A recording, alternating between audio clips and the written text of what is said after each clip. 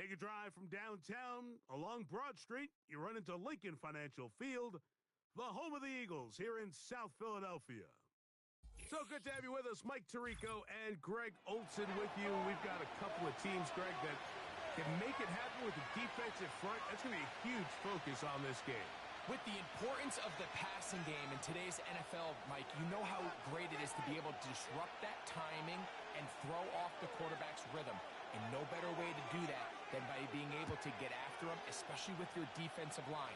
You don't have to blitz. You don't have to bring a fifth rusher. Keep that secondary intact.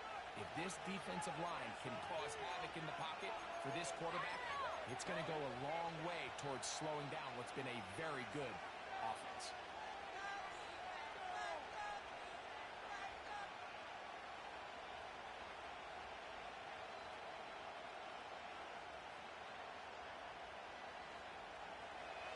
They'll come up here, 1st and 10.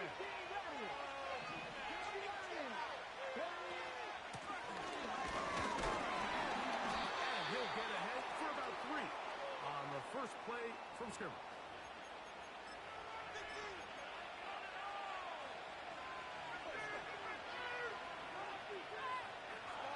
Stop.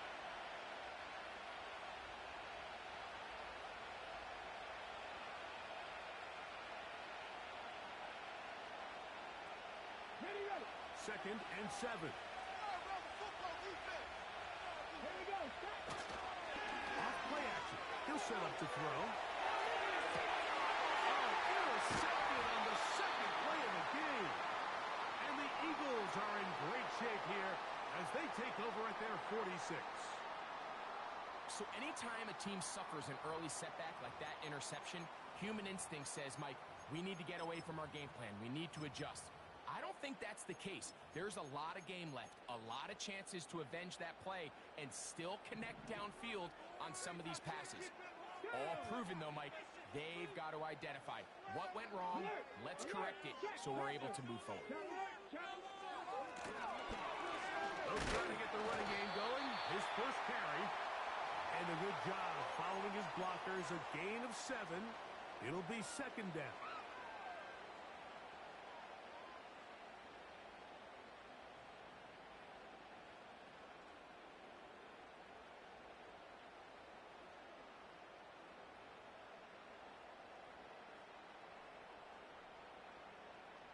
Come on, set! Reload! Back to the ground, he'll get it again. And he'll have enough to move the chains. He'll take this forward for about 3 yards. I think this 2nd down call, Mike, they were hoping that at worst, they had themselves set up for a 3rd down and short. But there's no need for 3rd down. He was able to get enough on 2nd, and they get a fresh set of downs. 19, target, Warrior, 70. Ready. Buffalo 18, drop 60. We're set now on 1st down. And unable to connect there. It's incomplete.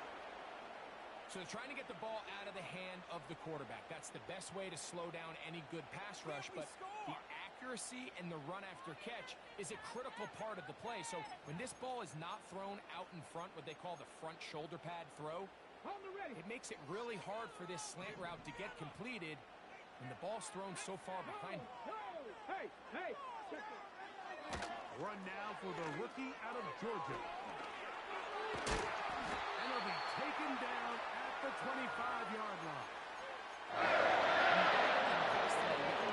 This to be part of your backfield's future, you got to find ways to get him involved early, and I think here's a case of doing just that.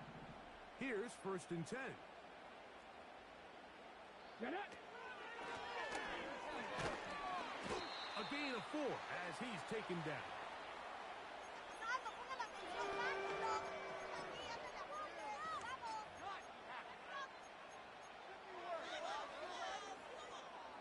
Here's a 2nd and 6. Cup 19! Back! Roll! Ready? Now it's Brissett. inside the 10. It is caught. And the Eagles are going to have a first and goal coming up. They try to finish off this drive with 6 points. Every staff in the league that understands if we have to play a rookie quarterback, regardless of their talent, regardless of how high they were drafted, the ideal situation is to fill that huddle with as many veteran players as possible. The quarterback's going to be young. He's going to make some mistakes. The more veteran, talented guys around him, the easier it is to weather those mistakes. A great chance to convert that early turnover into points. Here's first and goal. And he finds a little bit of space. He'll take this forward for a gain of 4. 96% of Subaru Foresters sold in the past 10 years are... Here we go, here we go. To the goal line and in. Touchdown, Philadelphia.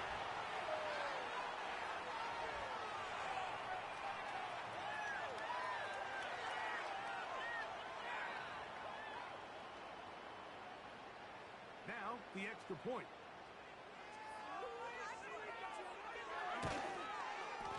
He's got it. And the Eagles will take a 7-0 lead. 1 quarter in the books. 7-0 is our score. And we're back in Philly in a moment. Laser focus, guys. Laser focus. Make it go. Make them think about what you're... Ambulance. Up here, boys. Let's go.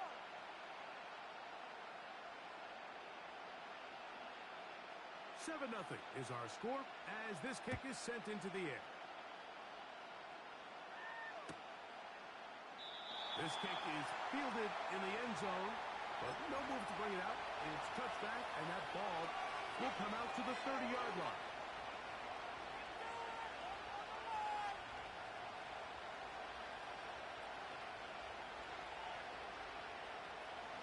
An unbalanced look to the left here on first down. Let's go now.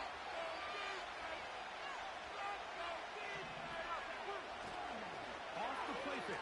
He'll look to throw. That's out to the front, and it's complete. And that keeps him ahead of schedule. That's a first down completion of 7 yards. Great example of first down efficiency. You don't always have to go for the big play, but put yourself in a friendly second down. Now you have equal opportunity to both run and pass. Here's 2nd and 3 to go.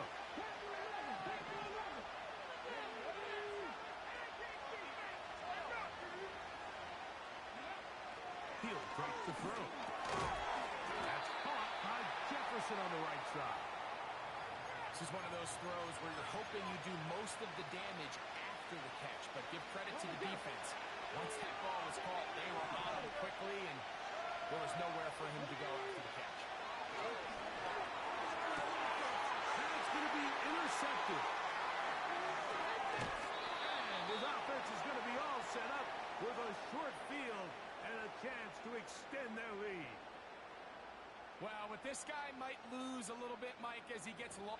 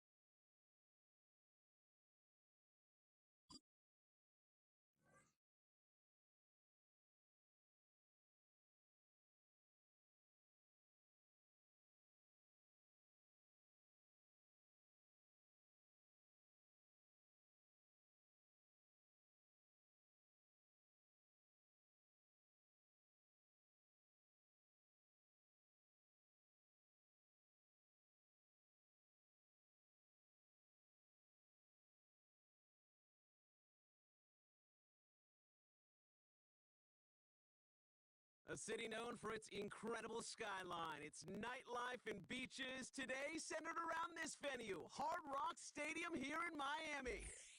Hello all, Kate Scott up here in the booth, and joining me as always, my partner, Brock Heward. All right, Brock, everyone hoping we see a competitive contest here, and both teams feel They can provide that. Yeah, this should be a good one. I mean, you just stack these two teams up. We've all done our homework. They've done a lot more practice time and film watching and everything else.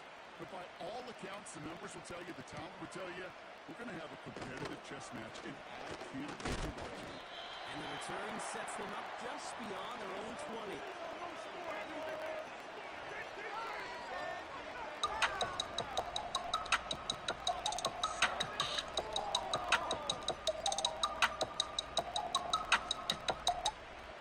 So their offense out now to get this game started. It's 1st and 10.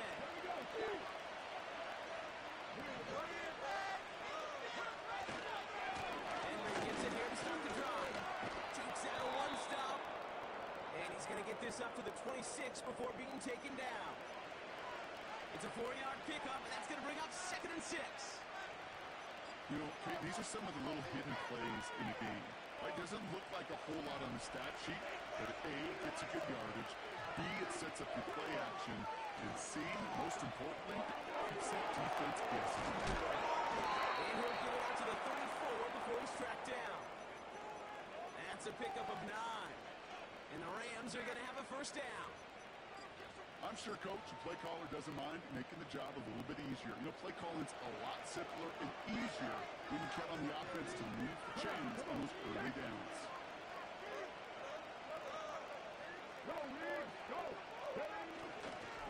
And now get it right to Henry. And he'll push this upfield and earn them a new set of downs. This dude was just not going to be stopped. Not by the first defender. Heck, not even by the second one who was able to bring him down. No, it took a few shots before this crew could finally get this piece down. Ball on the 45. Why y'all ain't 1st and 10. I never worried about King again until my PO called me and told me the shit on the internet about King. Y'all gotta understand, bro. I done been with CPS twice dealing with King. I done went through some shit dealing with it. Going down. I went through it dealing with y'all. And y'all don't even understand it. LA 1st down. Y'all don't understand it. Like, don't nobody understand that part. Everybody see the bad shit for this. Don't nobody see the... You got St. Cheese on from that. They posted this shit. Why y'all ain't post these projects? Why y'all ain't post this shit that matter? Why y'all ain't posting having a black down? You know what I'm saying? Why? They bring him down. I get it. Y'all gotta pay y'all bills. I respect it, y'all. I respect it, y'all. I respect it, y'all. I respect it, y'all. Y'all gotta pay y'all bills. Land this believe. You know what I'm saying? I be a part of mine. You make them too. Land this believe. It's all good. It's all good. I know it's what y'all want to see. So anyway, the lady went and put a charge on me, man. She went and put a misdemeanor on me, man. They charged Mitchell. They charged me and Mitchell. They charged me and Mitchell. She got me and Mitchell. The only thing that got me is one, because it's violent. They say, I'm saying, she went and told them that we told her that when she in the face. I mean, what she said, we said, shot in the face. What she said, we told her we do that. They're going to have the football beyond their own 30 following. I can't remember. It's in the affidavit, but she said something about what we'll do to her. She trying to say, she told the police that we said we'd shoot her in the face. Like, and that was my thing. I'm gonna hurt them. I'm gonna hurt them. I don't mean that I help. That's what I'm talking about. I can see if I actually did something to you. I can see if I actually did something to you, and then I'll be like, I brought it on myself. But ain't nobody did shit to you. They love to just get more and more. They're hungry for even more. And then you done went to 2, 3 different. This how you know that you jealous and you built. King Daddy told me you went to 2, 3 different precincts. The first 2 precincts did not want to do it because they felt like it was a family issue going on. You went to another precinct and told them that I was a rapper and this, that, and third all times, and I can get you hurt and all that other shit. And that's what made them folks put their car charge on me. That's what did it. That's what did it. My lawyer already told me that I'm going to put hands on top of that to make matters worse. King told them to. King told them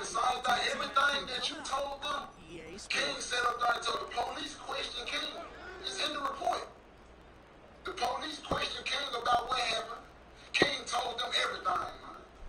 Kane told them everything that can happen and everything that been going on in my house. I ain't gonna put all that on social media. But y'all know what y'all think y'all told them folks, but y'all don't understand it. I'm having this pain. The Lord is gonna let me know what's going on. Y'all dead wrong for putting the police on me like this, bro. And I'm gonna get the fuck off here, bro. But y'all dead wrong, bro. I ain't did shit but help y'all. I ain't did shit until now. When it comes to everybody that I cut off, bro. Everybody that y'all don't see around me no more, I did nothing but help them, bro. They just wanted more. I ain't have more to kill. I ain't have more to kill. Y'all want me to kill everything then what I'm gonna do? So now I ain't a real because I cut them off. Because they greedy and they don't want to work. I ain't no real because of that. I ain't no real because I cut them off. Because they was good at talking about me. I'm a bitch ass just because I cut them off. Because I don't want to get no money. I want to get no money to do that. I don't want you around me. Wrong with y'all. I'm fake because I cut them off the damn straight. Like I'm just supposed to literally sit around me and kill me. Like I'm just supposed to just sit around and just wait on the front. Oh, you always, everybody always got something to say about it because I ain't going. This is a prison in a 10,000-meter deep.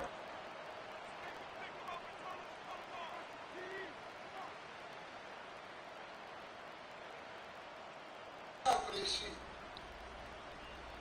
I ain't going for this shit. Dixon to kick this one away. I'll be out in a minute. I'll be out there in a second. This return gets to the 30 before he stops.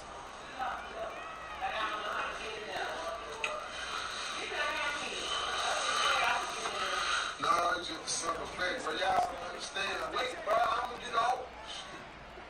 Real talk, bro. Y'all don't understand, bro. Everybody, all y'all, bro. All y'all, bro. All y'all, bro. And before I go in, I'm finna get off. I'm finna get off this junk. And before I go in, before I turn myself down, I'm gonna let me know too. My homie Jerome, you a bitch ass too, bro. Real talk, bro. I'm hearing everything, bro. All the shit I been wanna say, bro. Bro, you be going around talking about, bro, like I ain't your nephew, bro. You a bitch ass, bro. I offered you a chance, bro. I offered you a job, bro. You don't want to accept what I got to give you. Y'all want to come around and set y'all own stipulations like this. Y'all can't bang. I work hard for this shit. You can't come around me and just sit still. Oh, I don't feel like I should have to talk to him. You my nephew. No, this a business though. This how business go, man. And you sit around here running around talking about other niggas. I ain't never talking about nobody, bro. You, big A, BB, all y'all, I never talked to nobody about y'all, bro. I ain't never did y'all like this, bro. Never, bro. I ain't nobody. I'm finna get off. I promise to God, I'm finna get off. I'm just saying, these folks need to know me. They need to know, but I ain't never said nothing about to you, nobody around me. I never looked you. I never want to talk to look you about nobody around. I never did. I never did go support me. I ain't wrong. But I know I ain't wrong. Though these folks need to know this shit ain't right. I ain't wrong. These folks need to know. Because I'm tired of running to the internet with all the false nerds. Painting these pictures about me like I ain't straight. And I'm a play. And they putting the word out there like I ain't know what I'm getting out wrong. I'm 33 years old. You please stay up out my face. Stop acting like you know. You let it be known I'm cool with you. I'm cool with you. Let it be known that you quit acting like that you really don't. That's gonna get you hurt. Things are going well. Sometimes you That's gonna get you hurt. You I can accept it. But quit acting like you don't. I had to say this shit about you wrong, man. You did it wrong. You're wrong. I tried to damn up and be having a mirror to say, ain't never did no porn, try to help. I gave everybody a chance. Johnson now on the return. I gave all the folks a chance. Folks like, I done gave some folks multiple chances. They took advantage for weakness. The outcome. And that is the outcome. This is the things I get. This is the things I get. I gotta go to jail. And I ain't gonna tell me how this shit gonna turn out. I gotta go to jail. I'm trying to help them. And then yo, they do sit back and laugh. They made their day. Yeah, I know it made their day, but it's all good though. It's all good. It's all good. My company, it's all good. It's all but y'all did the wrong man, putting it all on me like that, man. I ain't never went did y'all no dirt, man. I ain't never did y'all nothing, man.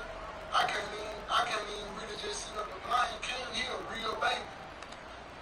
I'm attorney Shannon Snedeker. When a personal injury accident happens, it can feel like your whole folks around him, Ken don't know. He know. Yeah, he know, but I can't charge him like this, bro. Yeah, I mean, if Ken should have to one, everybody know Ken know them. But in the same sentence, Ken don't understand moral and principle. He don't know what that means. Ken do not know the definition of principle. He don't even know how to spell. He don't know how to read. So he don't know the definition of principle and moral. So yes, he know what he's doing, but in the same sense, he don't know. There's some shit that you don't do as a young man. Like, you don't do that shit, and he don't know that part. He loyal to money, no different. He ain't loyal to number of money in a situation. That's it. And then, shit, you'd expect him to make most of if you gonna let it, distance, but you should let me get him. Like, you gonna work to let him make a page and everything, you ain't even got control to make the money out of you. You ain't, that's a whole other conversation. This shit, I just wanted it to be known, Jordan. Man, y'all did wrong, man. Y'all did wrong. Y'all sent a protector and a provider, man. Who protect his family, man, 24/7. And provide for his family 24/7. Then you ain't just go to 2 precincts. You went to 3 precincts to make sure that I went to jail, man. You made sure there's no folks out in the jail. You know what I'm saying? So get what though? I don't know what you think gonna come behind this shit. I'll be back. And when I come back, I'm coming back even harder. And guess what? That still ain't gonna stop your daughter from doing what the I tell her. Nah. It's still my bitch. Couldn't connect on Nah. first. It's second down. I got it. And when all this nigga shit over with, come and get them kids. Here, keeping this one on the So your old ass sit on down. You don't get your laughs off and shit now. pick up But 7, and we when this nigga shit over, for us, because your ass ain't gonna do nothing but put the police in the bed. When this nigga shit over for us, we coming to get them kids. Just know that. Because your old ass ain't got a pocket piece in and want to throw it out there. Certainly an interesting one. Kate Scott Brock Ewan with you as we get back and see what the second half has in store for us. Here comes Williams on the return. And he gets up beyond the 20, but they plant him a few inches into the ground to end that return. Here, don't forget to hit that subscribe button to join the fastest growing community on YouTube. Remember, Nightcap doesn't happen without you. So please subscribe or you're going to make Ocho cry. They're out and set. First and 10. Knock out the Lakers. Guys, I was pressed for time. What I meant to say, Lakers going home in 5. That's what I meant. But y'all don't let me finish my thought. Don't let me finish my sentences. If somebody would have told me, Joe, that Ant-Man was going to struggle shooting the ball tonight, and they were going to win this game because Rudy Gobert was going to be one of the few guys in a playoff game to have a 20-20 game, I would have said, okay, I like that. Rudy Gobert came into the game averaging 3 points and 6 rebounds on a tough night. And he gave you 27 and 24. He gave you 9 offensive rebounds. They had 18 offensive rebounds. They crushed the Lakers on the glass, 54 to 37, 18 to 8 on the offensive end, 36 to 29 on the defensive end, for a total of 54 for the Wolves, 37 for the Lakers. And you get Ant-Man shooting 5 of 19 for 15 points. You got Jaden Daniels that was in foul trouble. He ended up fouling out with only 8 points. Mike Conley did hit a big 3 down the stretch, but he only had 8 points. But again, it was the undoing of their bench. They got 22 points from their bench. The Lakers got 4. I will say this, and I'm going to turn it over to you, Joe. J.J. Stubborn. For him not to play Jackson Hayes, to play Maxi Kleber, who hadn't played, I don't know the last time he played, and you play him. And a lot of these guys, like I'm saying, I'm not saying it would have made a difference, but it's like, don't play the guy at all after Rudy, because you put LeBron into 4, you're so small. You're really, really small, because LeBron is 6'9", so LeBron is the tallest guy you got, and Rudy just was playing tap, tap, tap, tap, tap. What did you like? How were the Wolves able to win this game on the road in a hostile environment? I think the T-Wolves really knew what was at stake tonight. Knowing that they wanted to try to go and get this over with. The Lakers look so lethargic off the start of the game. It's like They did. T-Wolves, No sense of urgency. T-Wolves had all the energy. They had the sense of urgency as if they was on the brink. You know what I mean? And they kind of controlled the whole entire game. It wasn't one time in the game where I thought the Lakers, even though they made their little surge at the end of They got a 1-point lead. but I never felt threatened that they was going to win the game. I'm going to be honest. They just had no fluidity offensively, no chemistry. It was just pick and roll, try to exploit Bron in the post, and man, even though Ant-Man didn't shoot well, I thought he put a lot of pressure on those guys, and Rudy won the game for you. They want to eliminate Rudy. You want to get him to where he can't play.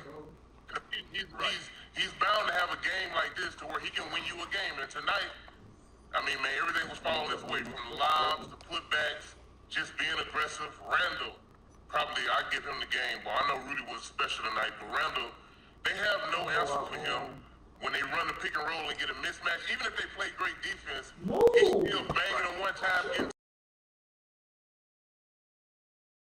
Just has no presence, and we knew this coming into the playoffs.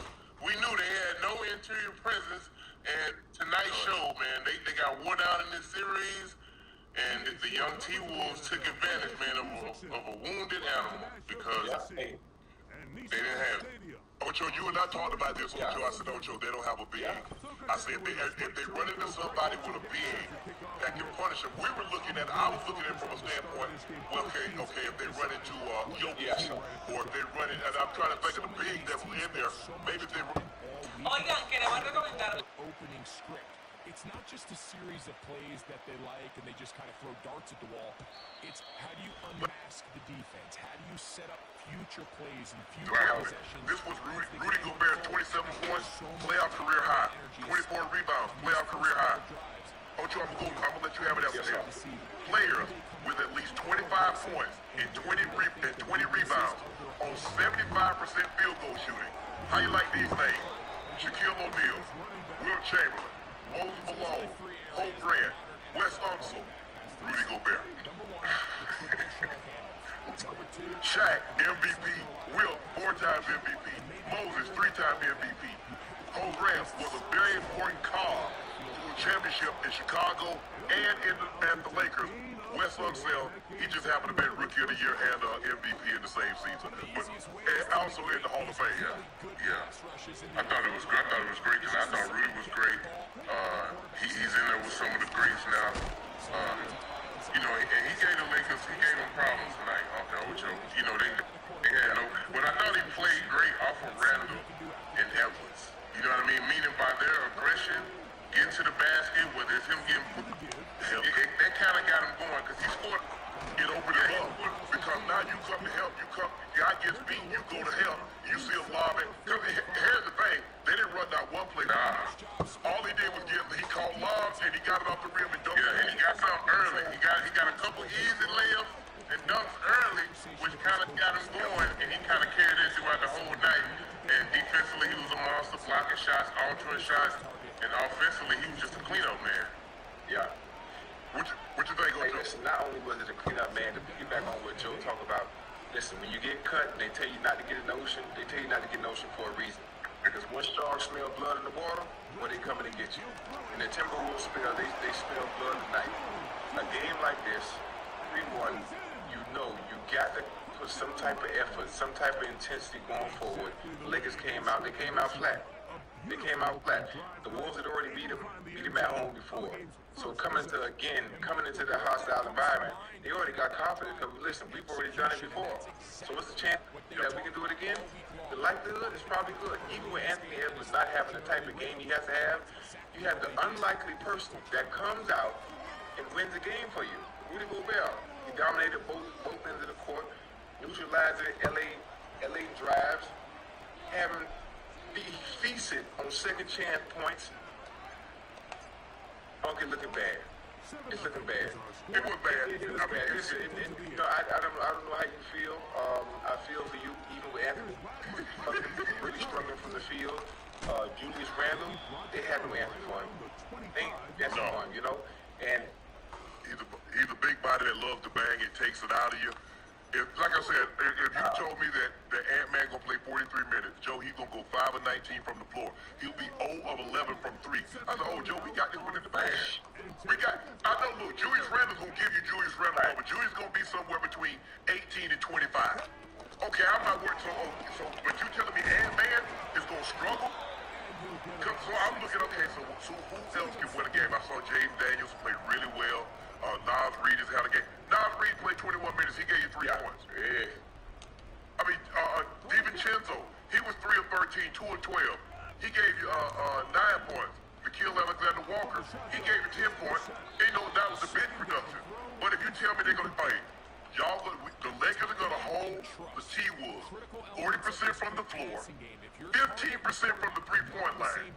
Oh, Joe, we going back to Minnesota. And I ain't talking about to the Mall of America. We going back to it seemed like the Lakers had to exhaust almost every option just to get a bucket. It seemed so hard for them to come across the points. I'm like, man, why does it seem like it's so hard for them to score? And meanwhile, Minnesota just putting their head down, getting to the basket, fouls, layups. At will. Shot 33 free throws. Gabe Benson, the last 2 games, didn't give him no points. He played 26 minutes. He did get a couple of rebounds, a couple of assists, but you can't win like that. Jared Vanderbilt, he's a lot like Ben Simmons. He's not really looking to score unless he got an uncontested layup. Right? So now, that hurts you on the offensive end because they know that. So now his guys will always look to him. Give the Wolves credit. They deserve. They earned this one. Lakers 16 points in the 4th quarter. You're right there. You're down 10. You claw back. You outscore 31 to 22. So you're down 1 and miss free throws. I don't think. Look, like I said, Luka hurt that back, and I was surprised that he was able to come back in and give you what he had. He did give you 16 points in the second half. LeBron didn't play well tonight. Rui, I thought Rui played really good. Gave him a great boot. Hey, Rui was out there hot, but hitting threes. Austin Reeves struggled again shooting the ball. Look, you got 3 guys. The Lakers are gonna have to get some depth, Joe. They're gonna have to get somebody to come up to big. They need a big man. And I understand there's no bigs out there. Ocho, you and I was talking about this. They got Alex Lynn. All they got is a 7-foot coach. He proud to go coach high school or be an assistant in college. He gave him nothing, and then he became unplayable. Right. Jackson Hayes, I just don't look. I don't think they were counting on him to give them much, but he really didn't give them anything. He became what I expected Rudy Gobert to become, which was unplayable. But here's the thing, though. You see, the regular season is so much different than the playoffs. Okay, you seen how right when they got Luka, they had that surge to where they was playing well. Everybody was talking about the West. And they were number 1 in defense. I don't know how, but they were number 1 in defense. And they was playing some extreme basketball. But when you get the playoffs, you want to expose teams' weaknesses, right? You want to try to eliminate their strengths and expose their weaknesses. Their weaknesses was the interior presence On offense and defense, they didn't have no answer for that. They exploited, the Timberwolves exploited the Lakers all series. I told you since from game one, I was like, man, the Timberwolves, they scared me, huh? They came in, did what they wanted to do, took the game one, had home court throughout, and they gentlemen sweep, closing the deal on the road. Says a lot. Hey, I got a question for y'all. Now listen, you said J.J. Redick was stubborn, based on what he was able to do, what he did with the bench. When you think about the rotation, you think about the bench, for the lack of production that they already have, would the rotation even matter? All you have is Luka and LeBron. AR didn't show up. Rudy showed up tonight, but they're so inconsistent game to game. Hell, it's confusing JJ on what he needs to be able to do to even give them a chance to win when everybody's playing so inconsistent. Sometimes like LeBron has nights off. Sometimes Luka has nights off. So he can't even find himself in the rhythm to get the right rotation in the game to even give a Lakers a chance to win. I said he's stubborn. What did he do? What did he do in game 4? He played those starting five the entire second half. You see, that's stubborn. You see, okay. Jackson Hayes doesn't even take his warm-up off. That's stubborn because, well, Jackson, you are not giving us anything anyway. But at some point in time, you're like, well, hey, we got to have somebody to try to keep Rudy. Hey, you got one job, Jackson. Keep Rudy off the glass. Yeah, I don't know. That's the only job. Yeah. But how do you keep when Rudy is 7'2" and your tallest guy is 6'9"? I mean, he just reaching up, getting the ball, and dumping it back in. They doing dump off because, like I said, you got 40 years old LeBron, and LeBron is not sitting in the chair anymore. He'll make a great chase down. He weak side, and occasionally he can make a play, but that's not where he's great at currently. Luka can't play defense. AR can't play defense.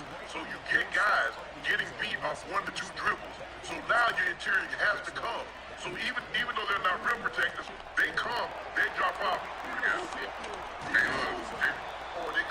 With the law. They went to that zone, bro, and said, "Come on, we got to go, man. Bye, we got to get out this zone." They picking us apart. They try to get the sprinkler in there to try to switch it up, but anything that the Lakers did, it was wrong tonight, Uncle Ocho. The T-Wolves, when they went to that zone, what they do? They hit the middle of the zone. Now we got to dump down to Rudy. Now hit three. You're giving us too many options. It's too easy. Yeah, when you got guys, first of all, you got a presence inside. 7'2", 7'3", Rudy Gobert. And you got guys who you're so afraid that they're going to make the three. So now you're scrambling to try to get out to the three. So if you miss, because you got guys scrambling, that means a Gabe Vincent. That means a Doe is trying to hold Rudy Gobert off from getting an offensive rebound. That's not going to happen. That's not going to work. But you know what? Look, we can talk about this. This says more about the Wolves. We know the Lakers have some deficiencies. It's going to be interesting to see how they repair those because they got problems. This ain't no situation where we can troubleshoot. You know what I'm saying? We go over there, hey, we got problems. Hey, Joe, we got problems. This ain't no troubleshoot. This ain't no issue. This is a problem. See, we can troubleshoot. We can troubleshoot issues. Like, okay, I think, we'll try this, try. No. This is a major problem that we got. Hold on. Let's talk about one thing about problems. There has to be a solution. When you say there's a problem, there has to be a solution. You say there's no troubleshooting, and you say they need a big. What would you like to see the Lakers do going forward, going into next season, that will give them a chance? Because having a big is a good thing down the stretch in the playoffs. So when you play in games like this, you can go big. When you're not playing as small, where you're at a disadvantage, or do you go and get another superstar, make it a big? Nah, you don't need another superstar. I don't know if you have the pieces to go get another superstar because now that's going to even weaken more of your depth. Because you don't have depth to begin with. Remember, that's what killed Phoenix. They got no depth. So yeah, you got 3 big guys, but when one of those guys go out or 2 of those guys go out, now what do you have? So it's basically Luka and LeBron can never leave the court together. If you know that, they always got to be staggered. So normally Luka plays the entire first quarter. LeBron plays about 9 to 10 minutes. Luka starts the game on the bench. LeBron comes back. And so LeBron normally goes out with about 6 minutes, 6 or 7 minutes in the second quarter. So they try to play LeBron somewhere between 16 and 18 minutes in the first half. Luka's gonna play somewhere between 18 and 20 minutes in the first half. They've got to look. I would have liked to see them get Valanciunas. He's a guy that can rebound. He can give you. He's more of an offensive weapon than Jackson Hayes. He's more of a defensive presence. He can bang a little bit better. But that's what they need. Now,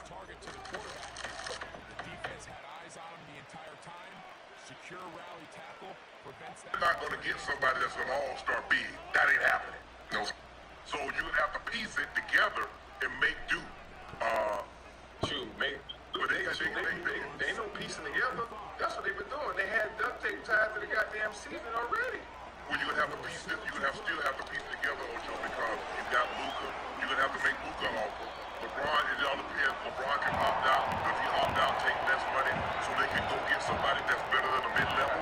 Maybe you have to get somebody Joe that'll play for around 15 million. Because you try to go get somebody on a mid-level, you try to get somebody on a mid deal. I don't know if that's enough. Cause Kyrie and AD, the Wolves OKC's not going anywhere. The Timberwolves aren't going anywhere. You see, Houston, they're gonna try to get a superstar. Houston's gonna try to land Kevin Durant, and they might be willing to give up one or two of those young pieces in order to do it, and some of those draft picks in order to do it. So. Steph and Jimmy Butler, Draymond, they're not going anywhere. So the Lakers, they got 2 superstars, but that's not enough anymore. You need auxiliary pieces, and those auxiliary pieces aren't good enough currently for what the Lakers have. Now they're gonna try to spin it. Well, we didn't have time to play together. You had more than enough time. You're not good enough. They're not good enough. They not to win a championship, not to compete for one. They definitely got to improve their depth, their bench. They got to have some guarantee coming off their bench. Okay, Ocho, somebody who can come into the game, change the game, change the dynamic of the game, maybe give you a spurt here and there. But having to put all this onus on Luka and Bron is just too much to carry, especially out in the West, man. They just too out. You know what I mean? Especially LeBron at his age.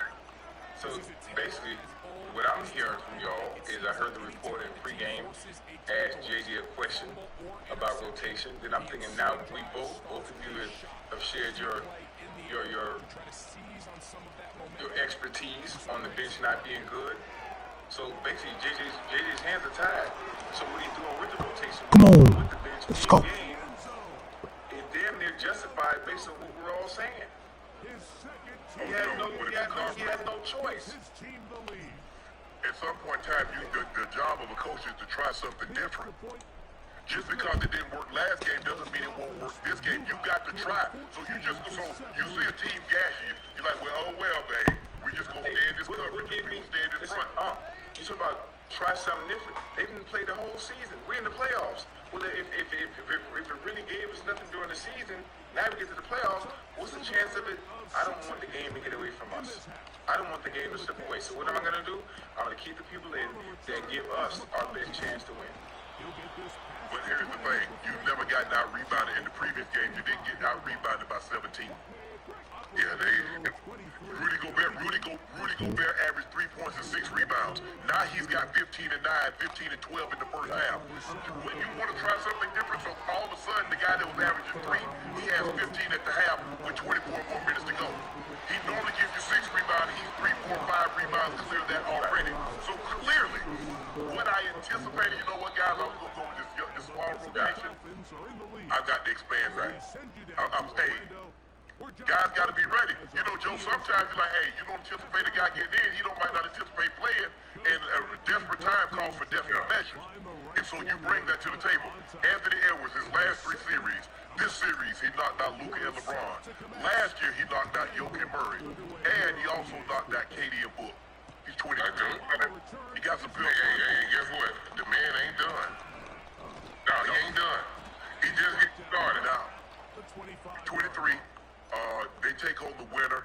He got a favorable bracket because they take on the winner of Golden State Houston. So you avoid You avoid potentially OKC. You avoid potentially the Nuggets. You avoid potentially the Clippers until the Western Conference Finals. If I'm the Wolves, that's the exact route I was looking to take. Right. Oh yeah, because let's say they do pull the Warriors out, and they got to play the Warriors in the second round. I think they can beat the Warriors. I think with the size that they have, you see what they did to the Lakers throughout this series. I think they're well and capable of doing this exact same thing to the Warriors because the Warriors are small too. Very small. Because the question is, how do they play? Because Draymond, you like to play Draymond at the 5. Draymond's got to deal with Drew Randall. Now, okay, you put him on Drew Randall. Do that mean you play Kevon Looney? Or you take Jackson Davis?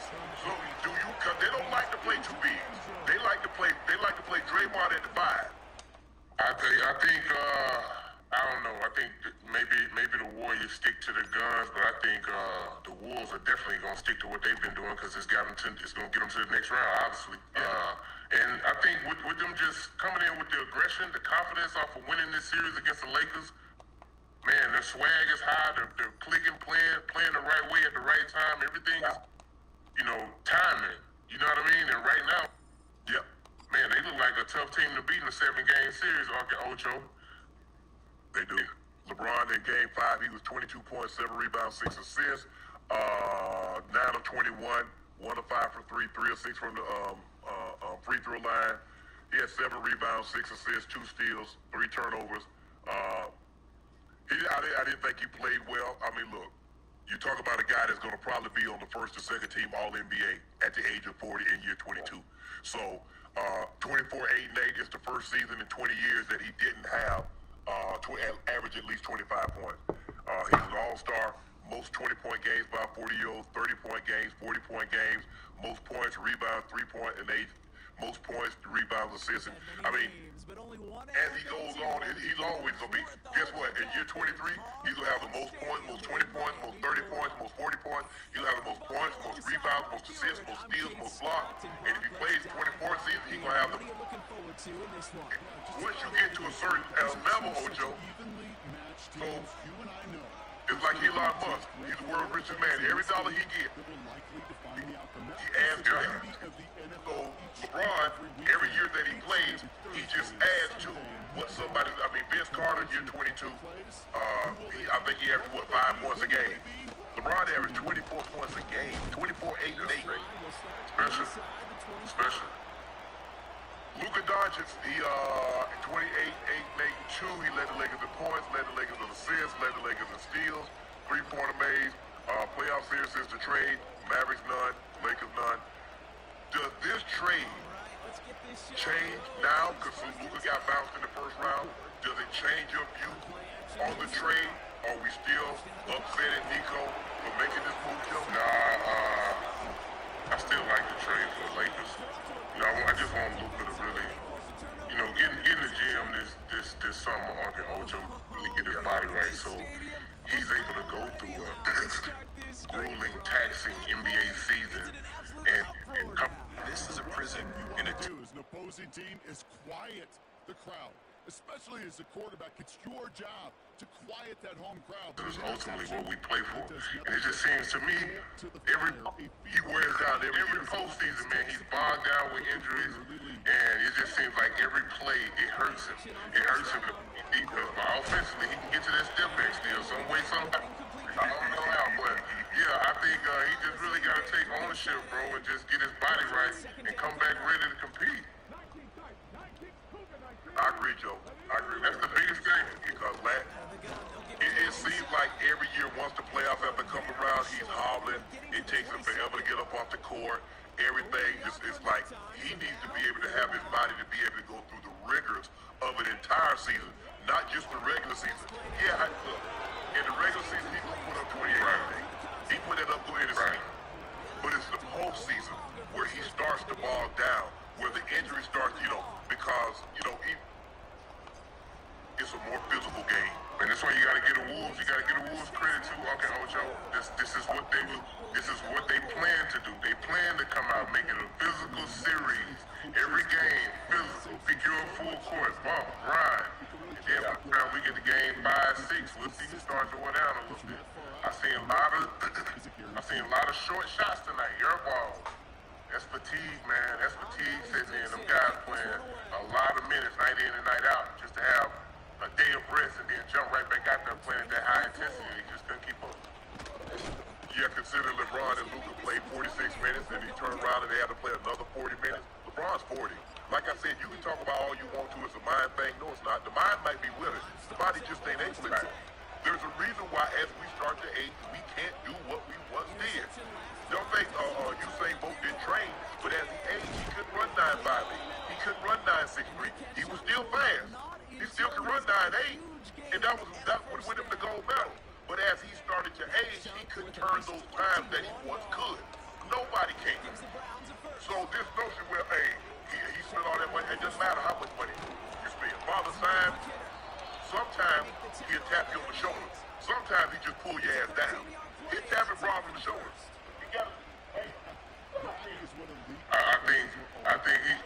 I think he tapping on him, but at the same time, you gotta give him this. We gotta get Bronson here. You can't put all that onus on him to come out and try to lead your defense and offense. It's too taxing on the body, man. It's way too taxing on the body, and it kind of shows throughout this series. That just goes to show you can't take any completion for granted, even on some of the shortest passes in the game plan. So after the incompletion, here comes the second down call. To the air yet again, it's Stroud. Got a man, it's Njoku. And he's able to get this to the 32 before going down.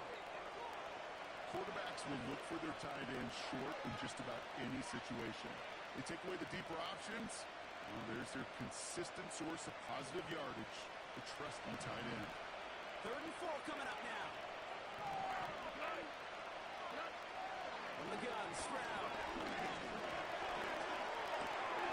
Completed to his running back. And they get this all the way down to the 16-yard line. 16 yards on the play. Let me tell you something. These three dodo things led the baby shower for a friend that they didn't like. The friend was unaware the seemingly nice gesture was really a plot to knock her and her baby and her stomach off. Now these three simple black gorillas waiting for her to pull up to the goddamn baby shower that they orchestrated and put together allegedly. Then when she got there, they jumped in the car, put the pistol to her head and pushed her out the car. Then they dragged until they got tired. Now the pregnant woman eventually gathered herself and ran to a nearby house for help. That's when the police arrested the 3 women, and all others involved are now under investigation as the case is about to end in trial. The video is too graphic for me to show, but it's definitely floating around on the internet. You can find it. All the women involved in this situation and altercation were best friends. They was besties. Now you see why it's better to be alone and stay away from people. That word friend got end in it. And you never know when the end is. Now I want you women to imagine something. Imagine you pregnant with your newborn baby. You 40, you might be 50 like Janet Jackson. And all your friends that you talk to every day is planning a baby shower for you and acting like they're excited for your new child. You get all dressed up, makeup done, got your roach legs, eyelashes on, lip fillers, everything done. And then when you pull up, it's 3 Zeus Network pit bulls, cane corsos, waiting on you to get outside the car so they can jump on your ass. Imagine that. If you a man, imagine this. Imagine your homie inviting you out to a game to get a goddamn drink. And the whole time, you don't even know this man plotting for you to get involved when y'all leave the bar. That's why my circle be real small. In fact, it ain't no circle. It's a goddamn dot. Period. I don't got time for jealousy, envious, frenemy that secretly can't stand you because you blessed and they stressed. You see the girls in these photos? Friends that look like them are always jealous of the pretty friends. If you a man getting money, all your broke friends secretly can't stand you and they want your money. They'll do anything to get it from you because the root of all evil is being broke. Think about what I'm saying. But you women out here in this era, y'all love friends. You need to find you a man and make him your best friend. Because ain't nothing worse than a jealous, scorned, bitter woman hanging around a happy friend that secretly want her man, want her life, want her job, want her house. She secretly wants you out the way because she want everything you got. They bitter, they scorn, different around they head. Because look what they did to this woman's unborn child. Now, I know y'all remember Shaquilla Robinson. Her friends set her up to come to Mexico just to unalive her. Her family knew the friends. They knew where they stayed at. They knew where they came back when they came back from Mexico. When their child ain't come back, they had evidence. But due to the Mexican laws, they couldn't get American justice. If this was my family member that they did this to, it'll be no mug shots. It'll be 3 funerals, 3 obituaries, and 3 goddamn body bags. Cause ain't no goddamn white. That's diabolical. Think you finna come back and goddamn you ain't gonna be smiling like that. Now the people that be recording these setups and be laughing all in the background while somebody gets jumped on that innocent and poses no harm all by themselves and then 3-4 people jumping on them. Y'all should be charged with conspiracy. And the sad part, in this video, when y'all go look for it and find it, is a man. It's men in the background recording the video of the goddamn bitch. At this point, if you got daughters, you got to be praying that a friendship like this never finds them. And if you got friends, I don't care how well you know them, how well you trust them, you don't never know what's going on in the person's mind. Because when they get behind closed doors or in the car by themselves, you don't know how the devil playing tricks on them. You better keep you a strap when you round they sneaky ass. Because if this woman had a strap in that car when they were trying to get her out that car, and she would have opened the door with the goddamn strap, she and her baby would have been the last man standing. I pray the baby pulled through, despite the rumors that's going around on the internet that the baby didn't make it. Y'all be careful out here with the people that y'all consider friends, and always remember the word friend got ends. It come to an end. Comment below, like this video. I need y'all to make this go viral because it's a message to these kids out here that always want to be around these friends. You don't know who's secretly jealous of your ass. You don't know who's happy for you. You don't know who ain't really want to see you win the whole time. They come around with a sneaky grin and they a snake. And snakes don't do nothing but shed skin and become a bigger snake. I don't care how much you told me you changed. You gonna have to show me. Because if you got snake in you, I can't rock with you no more. I'm a one and done that situation. But y'all comment below, y'all like to.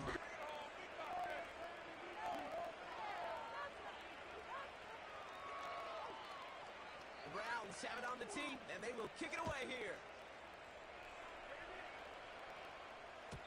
And that one bounces through the end zone for a touchback.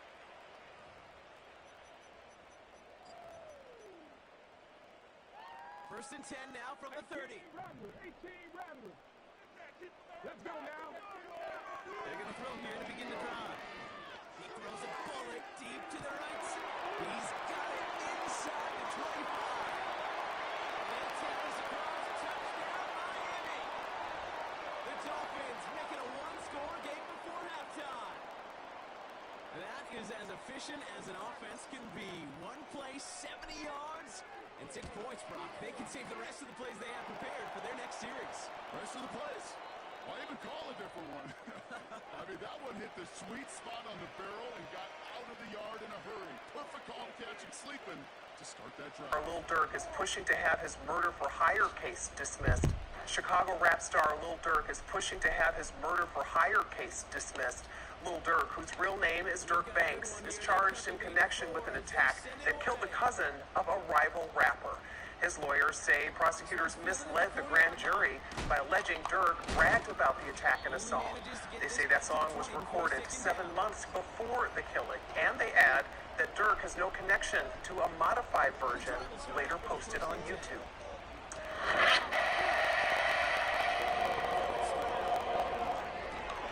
Yo, what up? It's your boy Black with Black TV, bringing reviews and hip-hop news. And today, Lil Durk bond hearing has been approved by a federal judge based off of lack of evidence. The evidence basically didn't make sense whatsoever. According to Complex, Lil Durk gets another chance at release from prison as judge approves new hearing. It says Lil Durk may get another chance at freedom via bond in his federal murder for hire case.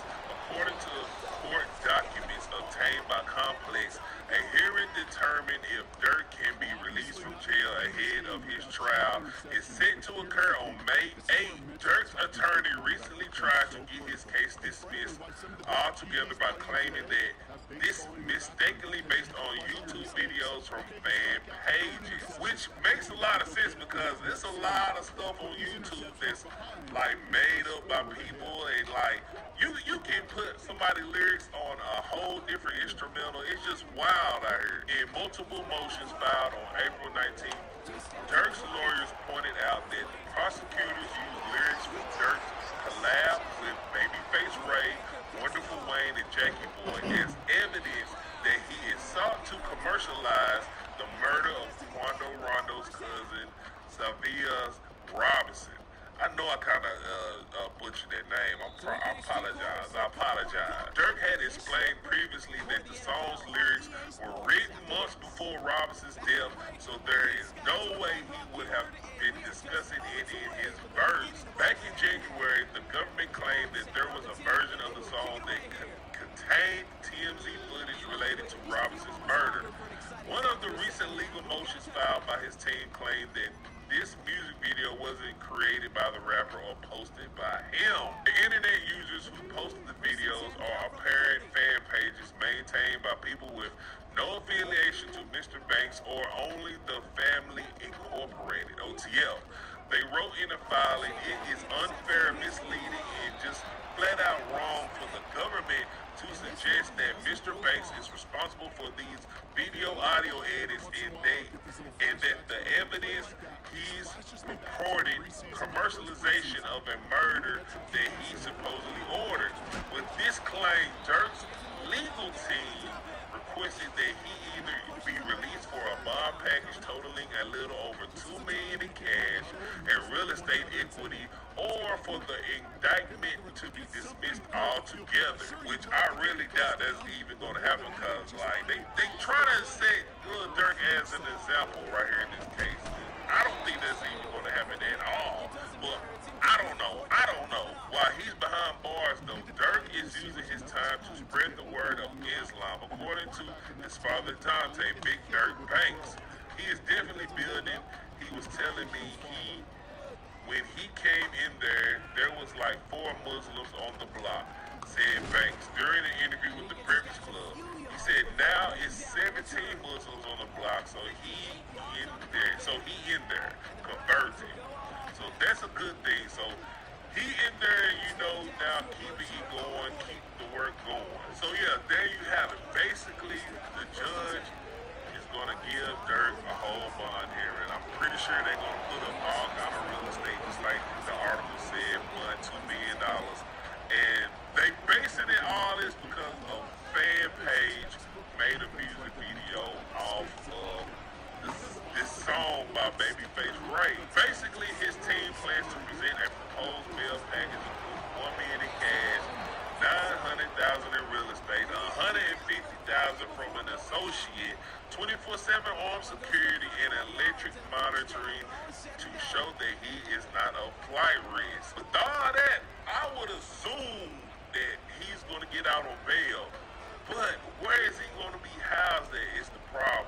Like, where is he actually going to go? My thoughts is, I think he actually did it. I think he actually did the deed, paid somebody to slide on Quando Rondo, or whatever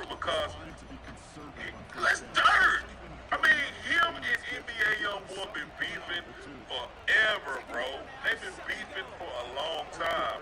And the judge actually is going to probably try to set him as an example. But right now, the judge seems like he's trying to be kind of lenient on Lil Durk. But apparently, before his bond hearing even got granted, the government has filed a motion citing lyrics from Lil Durk's song Rumors featuring Gucci Mane and an unreleased song seized from Durk's phone to argue against his release on bond.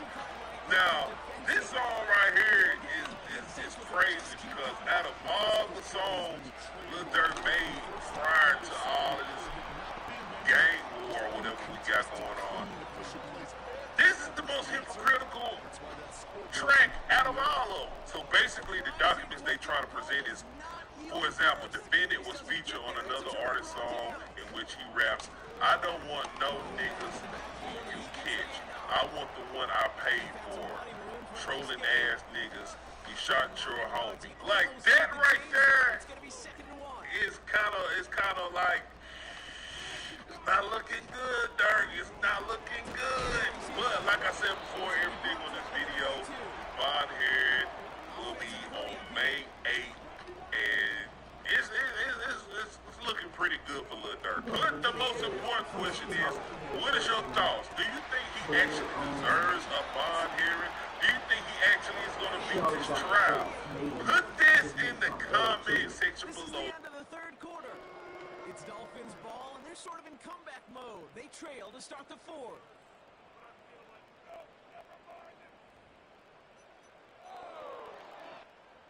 New set of downs for him at the 38. Ready? 19, target, 19. On first down, they'll run. And he's only able to power this forward for about 3 yards. You know, not a ton of yards, but still showing that commitment to the ground game. The type of run that keeps the defense from loading up in coverage and focusing entirely on that passing game. Toward the sideline, he's got it. They rip off a big 2 yards, sets him up with first and goal.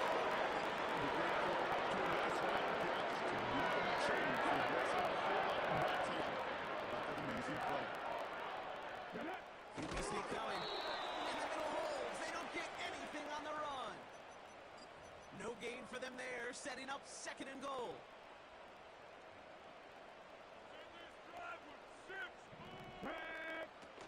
Throwing now, off play action.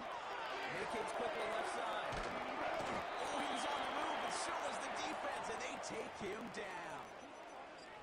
And that sack gonna cost them some yardage. They've held him out twice. Here we go, third goal. Let's go. 19 tight, 19 tight. Ready? Looking to throw. And this is gonna be a Miami touchdown. The Dolphins take a fourth quarter lead. When you reach the status that he has around the league, Bron, well, we all at this point expect him to be making plays like this when he's targeted down near the end zone. Yeah, I think the best thing I can say about this dude is he makes it look easy a lot of the time. And this game, trust me, is never easy. It speaks to how well he plays this position.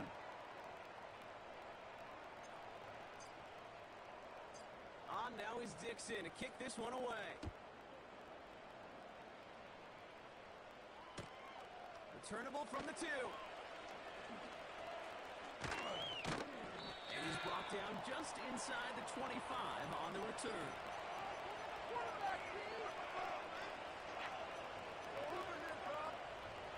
They'll get this drive started. First and 10.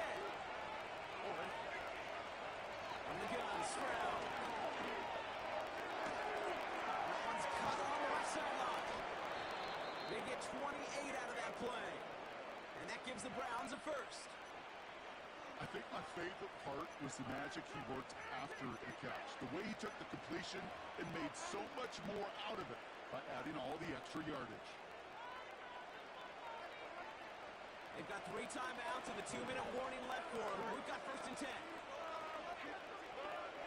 Blitz coming for Stroud. Has the connection to Jones. And they get this down roughly to the 34-yard line. It's a pick up of 14 yards as the chains reset. It's the 2-minute warning from Miami. Browns down by only 3.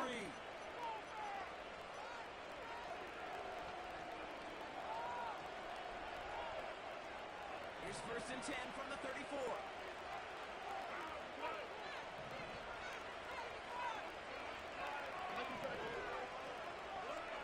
Setting up to pass. Rolling left, buying some time. He can run it. He's out of bounds right at that 25-yard line. Well, you don't get the first down, but I'll tell you this, Kate, that drives the defense and the defensive coordinator nuts. They do everything right, they win, and yet still QB makes something of a nickel. Got a man, it's Njoku. And they get this down to the 10-yard line before going down. The end result there, 15 yards and a first.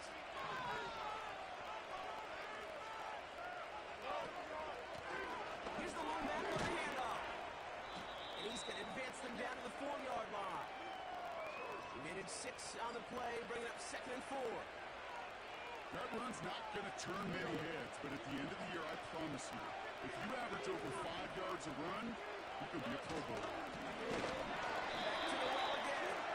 And he won't salvage that. It's a loss on the play. The Browns take the first of their 3 timeouts. And they still have 2 available for them as we approach the end of this game. It's 3rd and 8. Need to get a chunk here. Looking to throw it. Forced out to his right. Could be it, folks. It's intercepted. I brought something. Let's go! This gets brought out to the 20-yard line.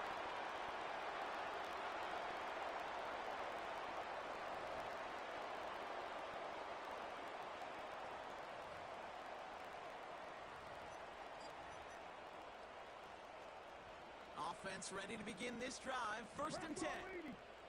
Here we go. Here we go. Go. Right up the gut. And they're going to bring him down just beyond the 30 at the 31. It's a pickup of 11. And that's going to give the Dolphins a 1st down.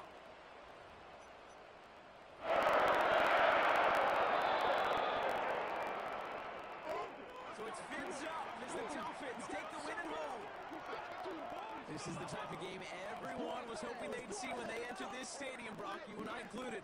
A close one that went all the way down to the final whistle. Okay, this is one of the bigger adjustments.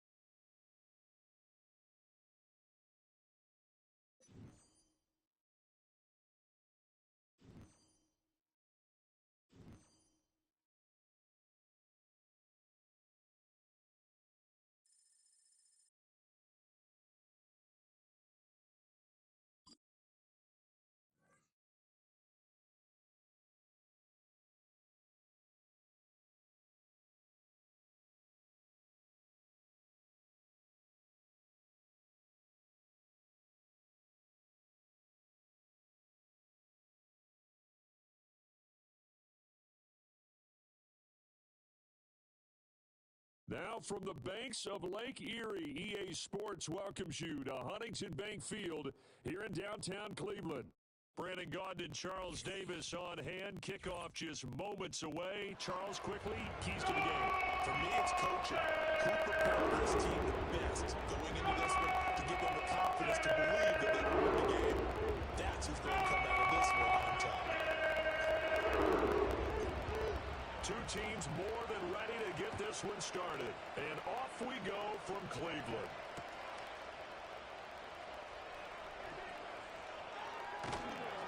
And he will make it to the 20-yard line and no further.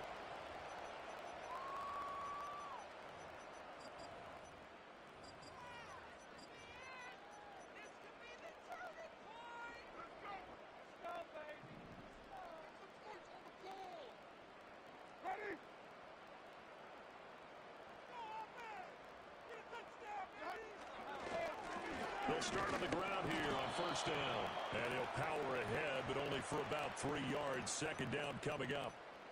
Well, that's just a pile of bodies there, and that's when you kind of find out who's a tough guy, right? Who can stand up and make a play. It was only a 3-yard run, but for both sides, they had to walk away from that feeling like, okay, I can stand up when the going gets tough in here.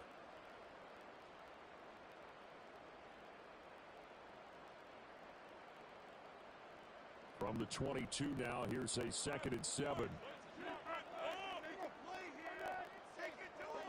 From the gun, Winston. Oh, his first throw of the game, going to be intercepted. Deion Sanders, the Hall of Famer, with a pick. And the return will stop right around the 25. Brandon, I wonder if someone's down there checking on the head coach right now because he might be in a little bit of shock after what just transpired. Instead of a lengthy opening drive to deal with, his guy stepped up and stole that drive away. Momentum on their side now. How will they attack on offense? 3 tight ends in the ball game here on 1st and 10. Now the first carry for Adrian Peterson. And nothing much materializing there on the first down run. He'll get a couple, and that's it. They suspected that it was a power play up the middle coming at them, and boy, were they right. That defense got downhill in a hurry and limited them to just a couple on first down. He's got his man, Gates. It's so close, he gets it to the 1.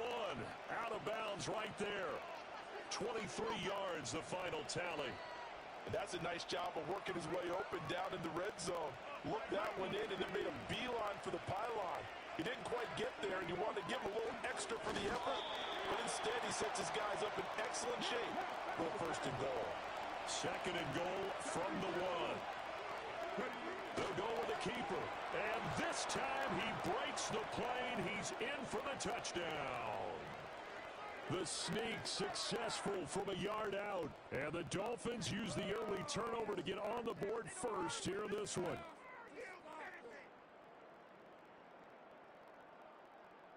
Now the extra point.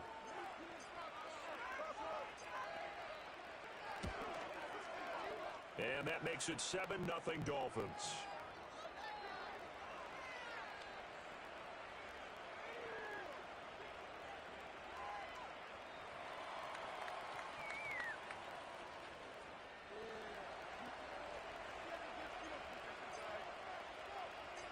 Set now to kick this one away, and off it goes.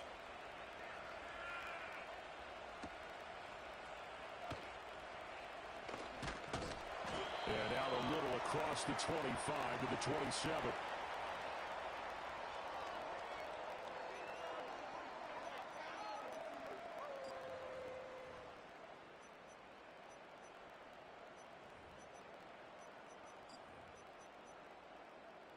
The Browns drive about to get started. They threw an interception the first time they had the football, wound up leading to a touchdown the other way. How do you approach drive number 2? Going back to your game plan coming in, everyone has matchups that they like better than others. Where they think they have an advantage, dial up some of those plays. Try and go to those spots and get your offense moving. What are we doing? Game up. From the 34-yard line, here's 2nd and 3.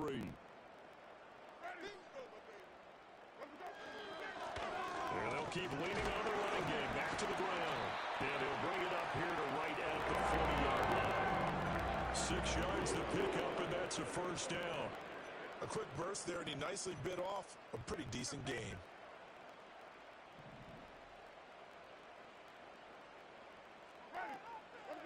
Jameis to throw it.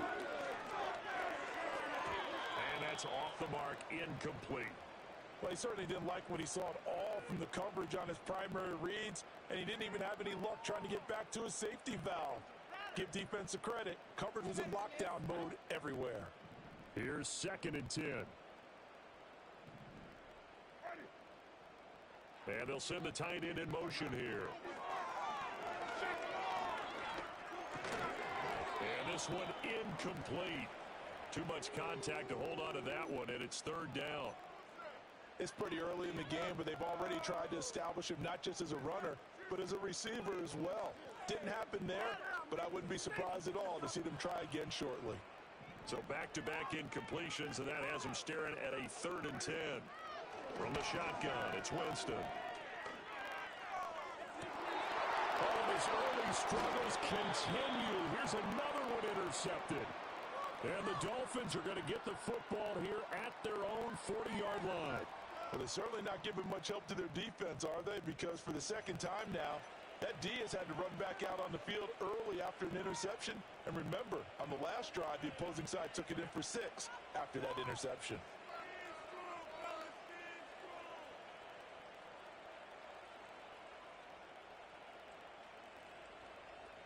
The Dolphins at the line ready for their next drive. They'll start at the 40, so great starting field position following the interception. Oh, that's just not fair, and now room to run. And a pretty good burst there as he'll get this across midfield and down to the 46. First play of the drive going for 14 and also going for a first down.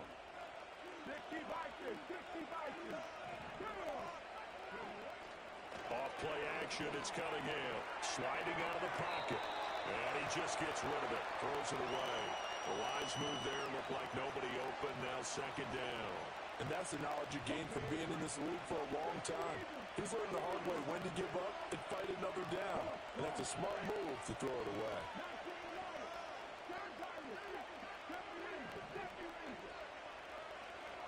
Cunningham. The left side completion to Jones.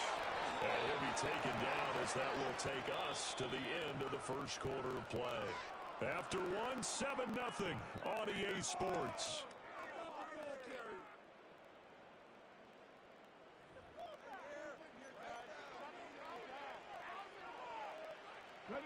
From the 34 now, here's 1st and 10.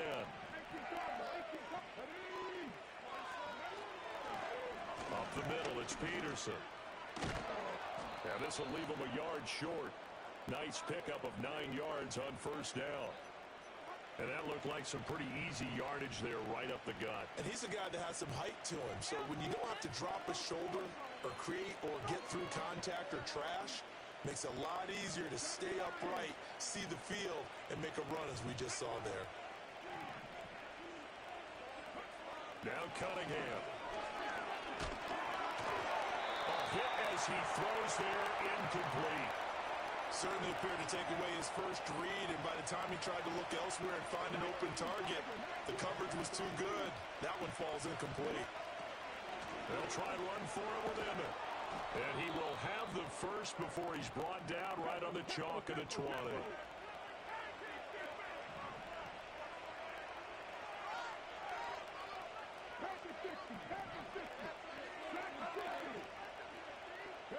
Here's Cunningham.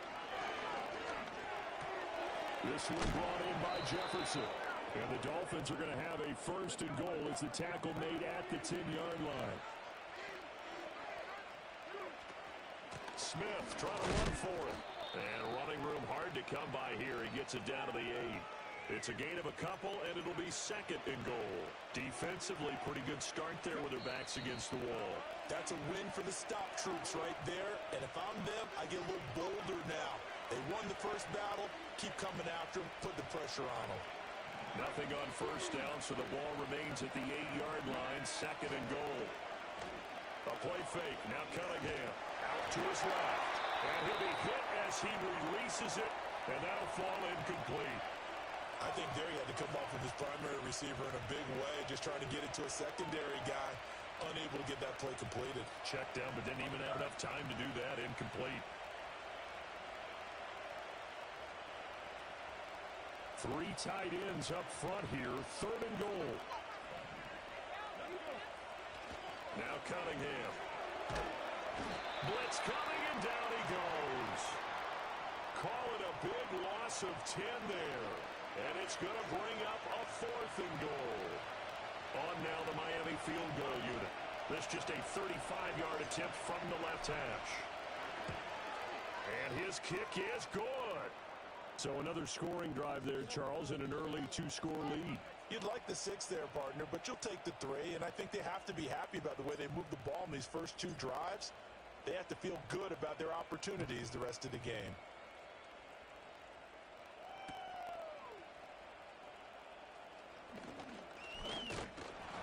And up to about the 26-yard line, just across the 25. The Cleveland offense ready to go. And it's been a miserable start for them offensively, obviously. 2 drives, 2 interceptions. And this is where you have to know your quarterback and know how you actually have to reach him. Do you do it with a little bit of humor? Maybe you break the ice a little bit like, hey, did we... And Jameis intercepted a 3rd time. Picked up by an American hero, Pat Tillman. And the return this time will go out to the 42-yard line. A nightmare of a first half for him. That's now 3 interceptions, which...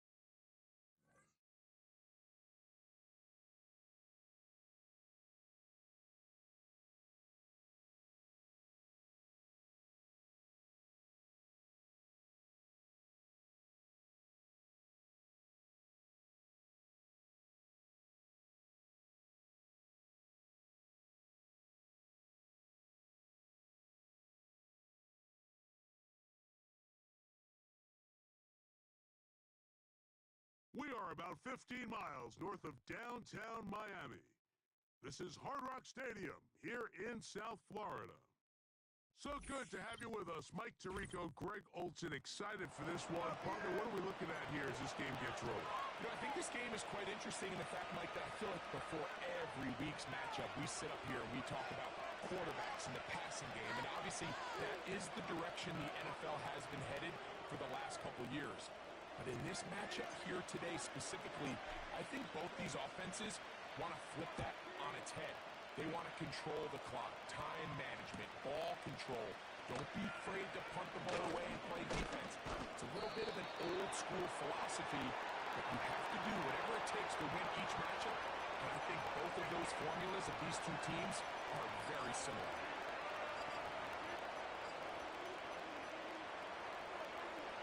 So here's a 1st and 10 now. They'll start from the 24.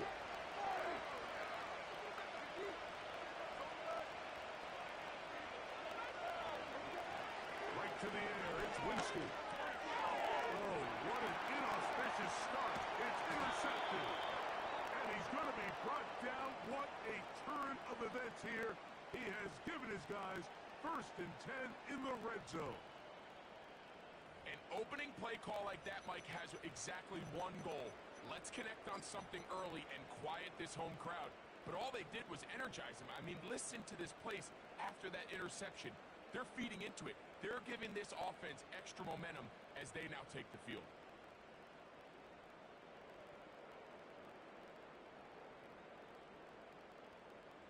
1st and 10. Kevin, get the look. Here we go. Here we go. Ready? Back to throw here to begin the drive. That's to the end zone, but they can't connect. It's incomplete. So instead of celebrating a touchdown, he's just heading back to his huddle trying to keep his head up as everyone kind of looks at him sideways. If that ball hits your hands at this level, you've just got to make the catch. That's what your quarterback's counting on. That's what your teammates are counting on. Frankly, that's what this entire stadium's counting on. Ready, ready. They need 8 as they come up for 3rd down. Off the play fake. He'll look to throw.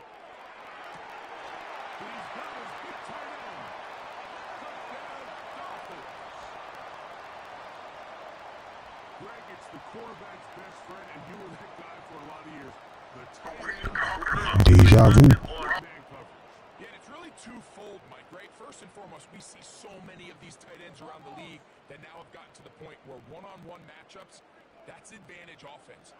But then even in the cases they don't create great separation, Mike, it's their size, their catch radius.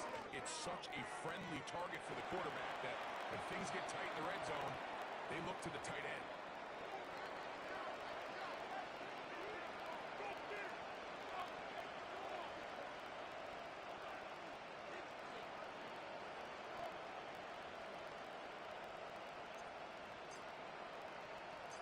Seven 0 is our score as this kick is sent into the air.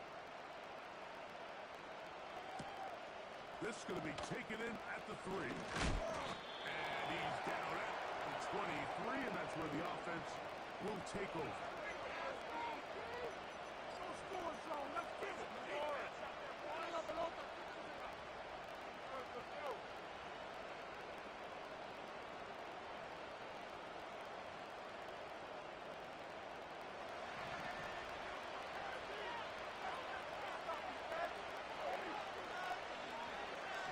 The joke through the tight end is the one in motion.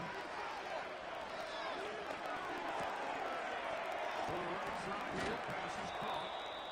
And they'll be set up now. Up past the 40 with that one. This pass defense, it just has to be better than this, Mike. They have to do a better job accounting for everybody in their coverages. They have to play their defense exactly according to the plan. Because if not, this quarterback has enough weapons. He can spread the ball out and find the open space.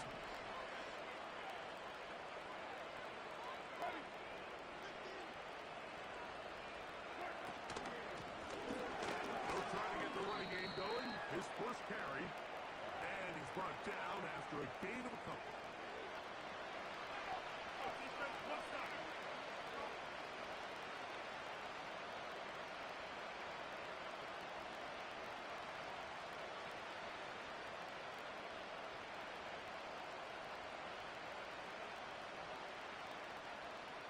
Look him up on a second down and 8.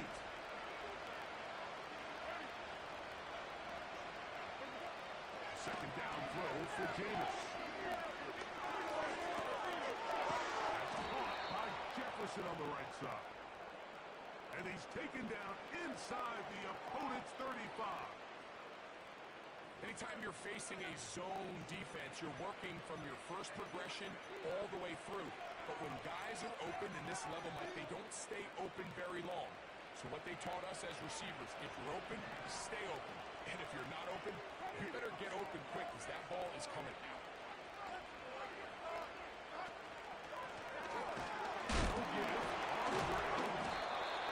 He'll work forward for about 3. It's second down.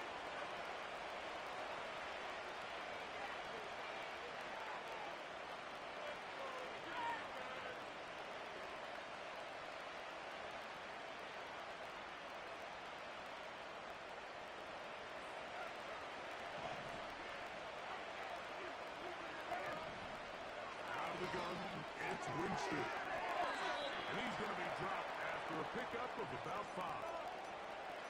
Defensive coordinators preach all the time, play pass defense with vision. It's exactly the case here. They're able to rally to the ball, keep that to a short game.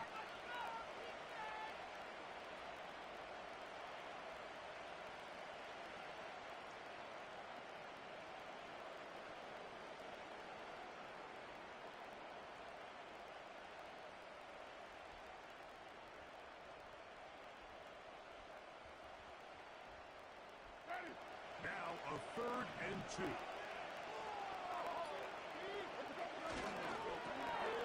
Trying to pick this one up on the ground. He's going to have a Browns first down, I do believe. Gets it by about a yard on 3rd and 3. Up right here, one time. So a big 3rd down hookup takes us to the break. 7-0 is our score. And we're back to South Florida after this.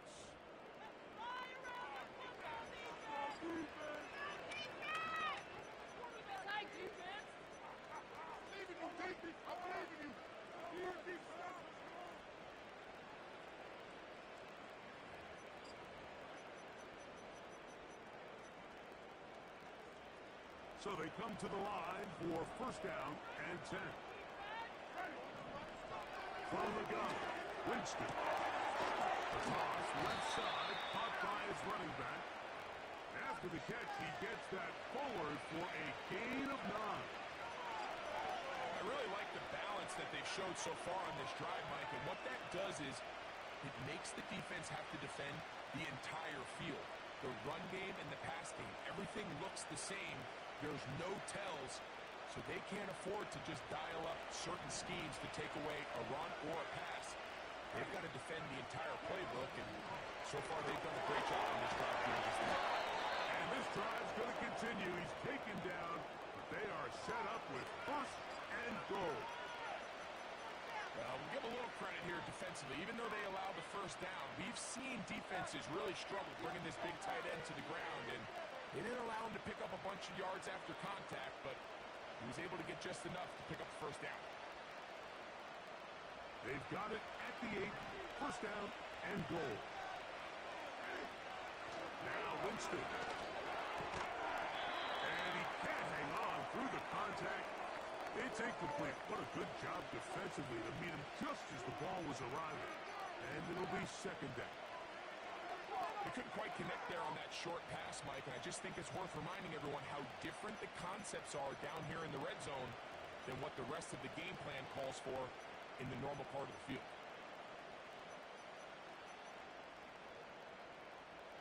So the ball's still at the 8-yard line for 2nd down and goal.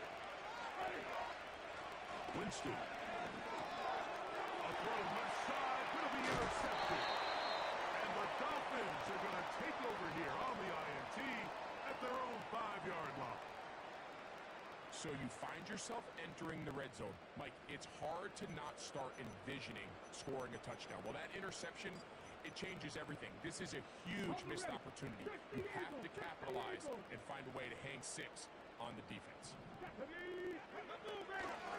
come out throwing here to start the drive. To the tail end, and he fits it in on the corner route. Remember, he had the touchdown on the opening drive, and here on drive 2, he gets a 1st down with that catch. In order for this play to be successful against man coverage, Mike, 2 things need to happen. 1, the quarterback has to anticipate the break. He has to get that ball out on time, and then the rest is the receiver creating the separation at the top. And when both are accomplished, you can see what the results are. And we'll bring this to about the 25. That's Greg Newsom in to make the stop.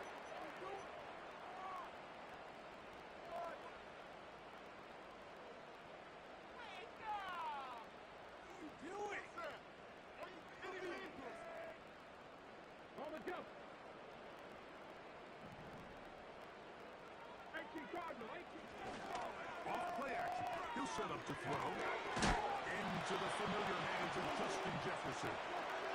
And he's got it to the 35-yard line.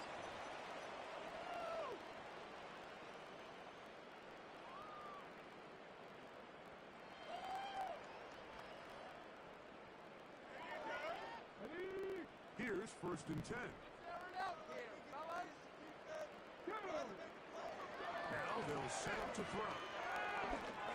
And he can't hang on through the contact. It's incomplete. What a good job defensively to meet him just as the ball was arriving. And it'll be 2nd down. Come on, come on. On play action, he'll set up to throw. And he just does get that one away. He was being chased down, forced the awkward throw. Maybe he's fortunate that all it is an incompletion.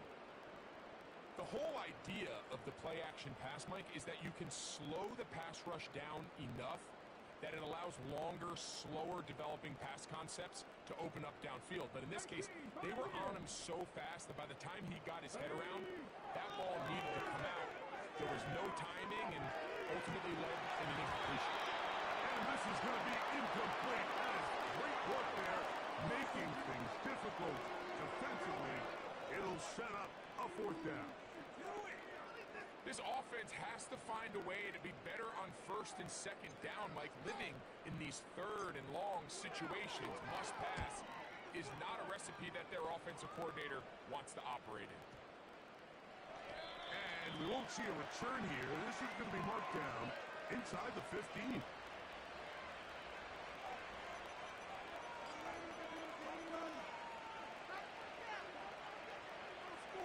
Let's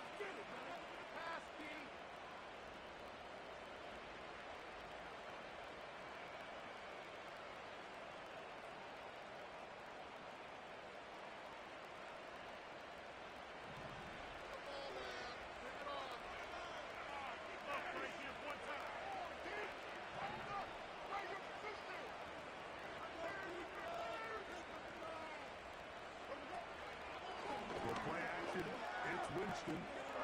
Oh, the struggles continue. Another interception. And his offense is going to be all set up with a short field and a chance to extend their lead. And at this point on the sideline, Mike, it just has to feel...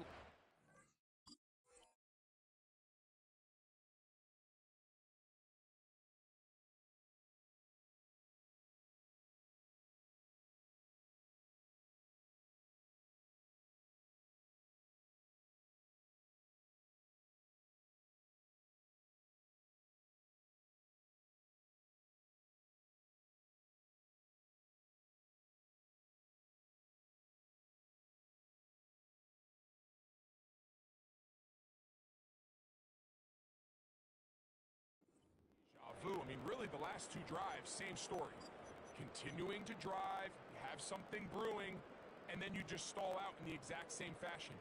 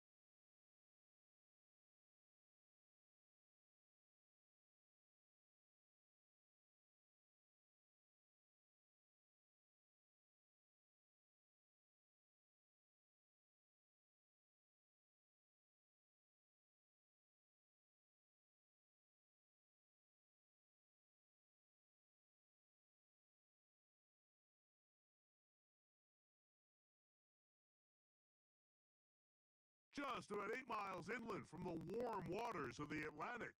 We are inside Hard Rock Stadium here in Miami. So good to have you on board with us, Mike Tirico, Greg Olson here. Greg, you look at the marquee, and it's a lot of offensive stars here. I'm looking at the other side. Defense is going to show up here if you want to walk out with a win. Yeah, I think the burden, of course, lies on the players, particularly the players in the secondaries of both of these teams. They're going to have moments where they've got to win one-on-one, as you said, against some of the top offensive skill players in the league. But I also feel like there's a lot on the shoulders of this defensive coordinator. Can you change up coverages, change up looks, make it difficult pre- and post-snap, not only on these wide receivers and skill players, but also on the guy with the ball in his hand, calling the shots, playing quarterback. So 1st and 10 now. They'll start from the 22. From the shotgun. They'll be slow to get this one started. A quick throw. That's complete on the slant. And that keeps him ahead of schedule. That's a 1st down completion of 7 yards. Here's a 2nd and 3 forthcoming.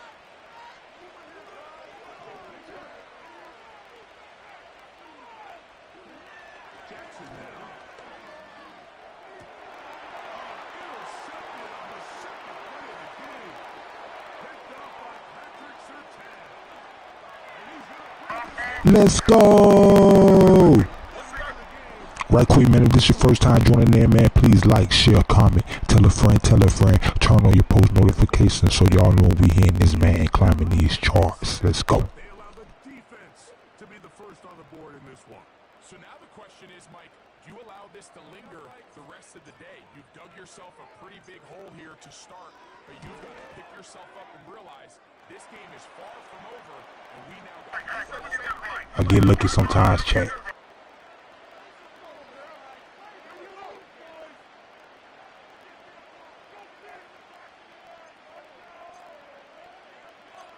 7-0 is our score as this kick is sent into the air. This is taken in at the goal line. And he'll manage to get this back only to about the 20-yard line.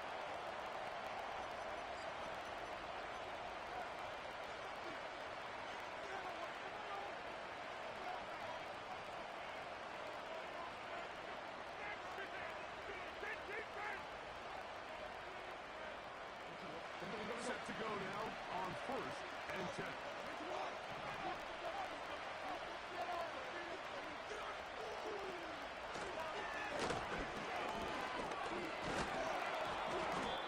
Good run there. Gonna get him 5 yards. This just shows why you can't count on just one guy to take him down. He's a powerful enough runner. You've got to have guys coming in support when that first hit is made. It takes a team effort to stop him, especially once he gets going.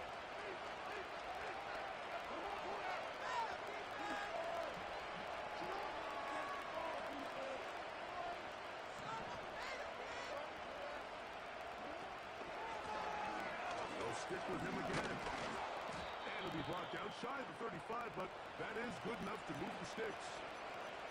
2nd down at these distances, Mike, you pretty much anticipate a pass, and I think that's what the defense was lined up thinking. In this case, they leave a little too much room on the ground, and the offense is able to pick up the 1st down. From the 34 now, it's 1st and 10. The shotgun is Jackson. Well, let's give credit here to the coverage unit, Mike. There was nowhere to go with the ball for that quarterback. He had no choice but to just tuck it down himself, and he's able only to pick up a short gain. 2nd down and 8.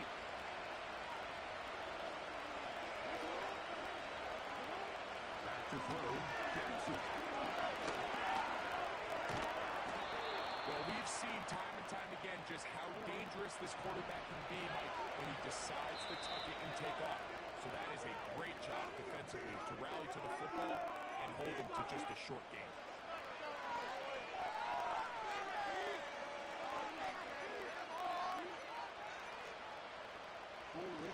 Third and 5.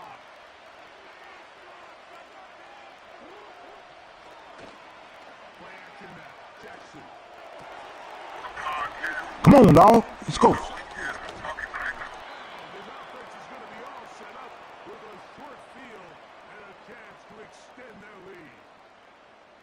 So this is where an offensive play caller needs to come to the rescue of his quarterback, because this defense, they're onto you. They've got 2 picks. They're starting to pick up on your tendencies. They're shifting guys over to counter them. Now you've got to add some wrinkles. Now you've got to throw them a curveball and try to shift back some of that advantage to your side of the ball. Okay, ready?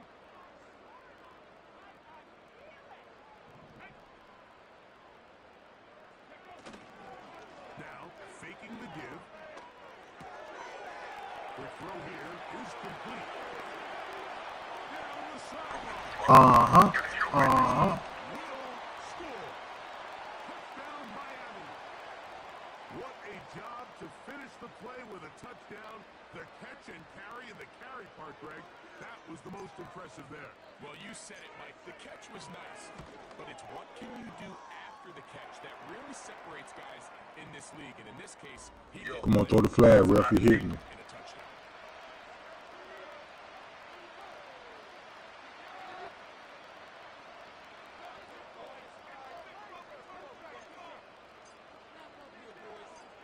The kickoff team is out on the field, and we're back to it as the kick's away. He'll start at the 2. Across the 20, they'll mark him down before the 25-yard line. That's where the offense will take over.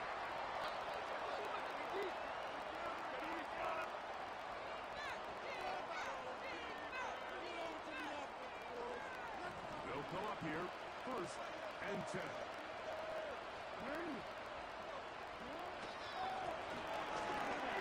Through to Rupp at the 35. And he's going to be taken down. This offense has to be thrilled, Mike, with the success they've had here on the ground in this opening quarter. Now as the rest of the game unfolds, everything in the game plan continues to open up.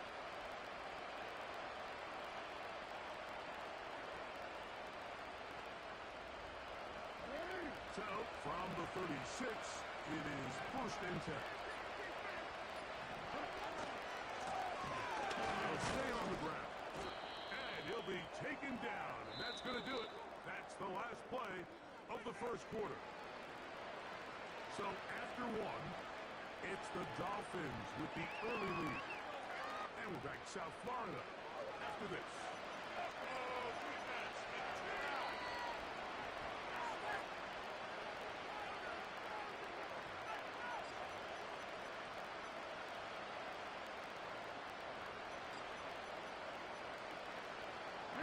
They'll come up now for 2nd down and 4.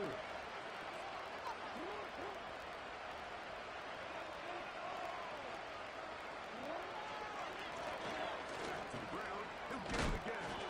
And he's going to pick up the 1st down across midfield and down at the 49.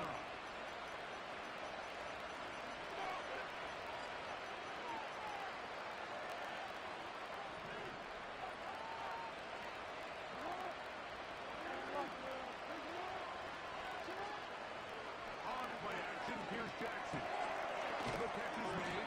This is Tucker Kraft. And they bring him down, but not until they get inside the 30-yard line. These crossing concepts are frequently used, Mike, throughout the entire game, all across the league. And what it does is it creates a lot of natural rubs. You run out the backside of the defense and rely heavily on the yards after the catch. And that's exactly how they're able to pick up this big game. A handoff as they try to run it here. And he finds some space, tackled after a gain of 7 on 1st down.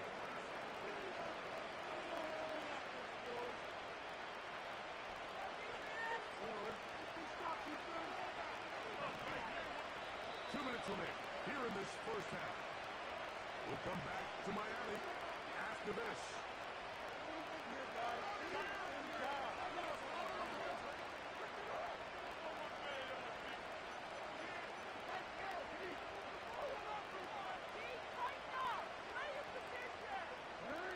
Here's 2nd and 3 to go.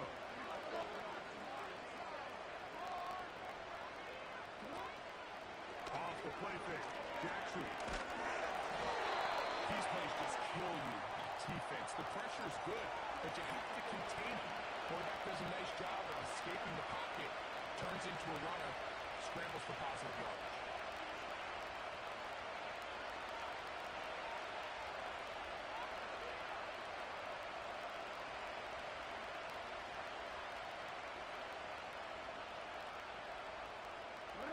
Don't need much. It is 3rd and inches. We're trying to get this one on the ground. And it looks like he's got enough for the first down. Let's wait for the mark. Yes, that run, that's enough to move the chains.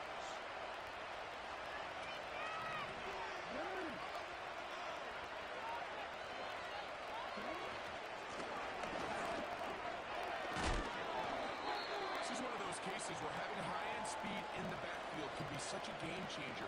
The offensive linemen don't need to hold their blocks quite as long. You give this guy a little bit of a crease, and man, he is gone. An enviable spot to operate from. Here's 2nd and inches. Back in the backfield.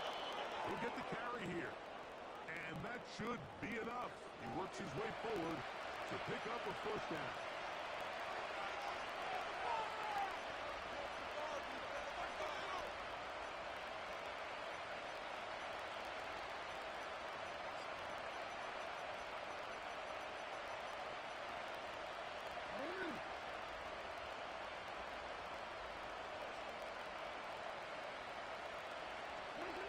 They'll try to throw here with Jackson. And for the 3rd time in this first half, he's been intercepted. And the Dolphins will take over at their own 14-yard line.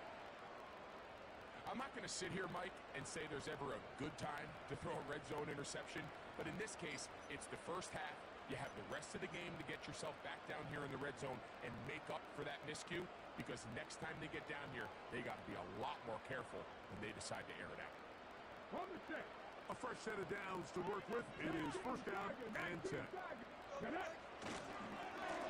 they're just going to run it here up the middle. And he'll get 2 on this one before being taken down. So, we hit halftime here in South Florida, and the Dolphins are in the lead. As we send you up to Orlando for a check-in with Jonathan Coachman. He's got our EA Sports halftime report. Coach, it's all yours. All right, Coach, 2nd half, drawing near. Glad to have you back with us here on EA Sports. First half played out a bit as we expected. We'll see if there's a surprise coming up. Both teams set to go, and the 2nd half is underway.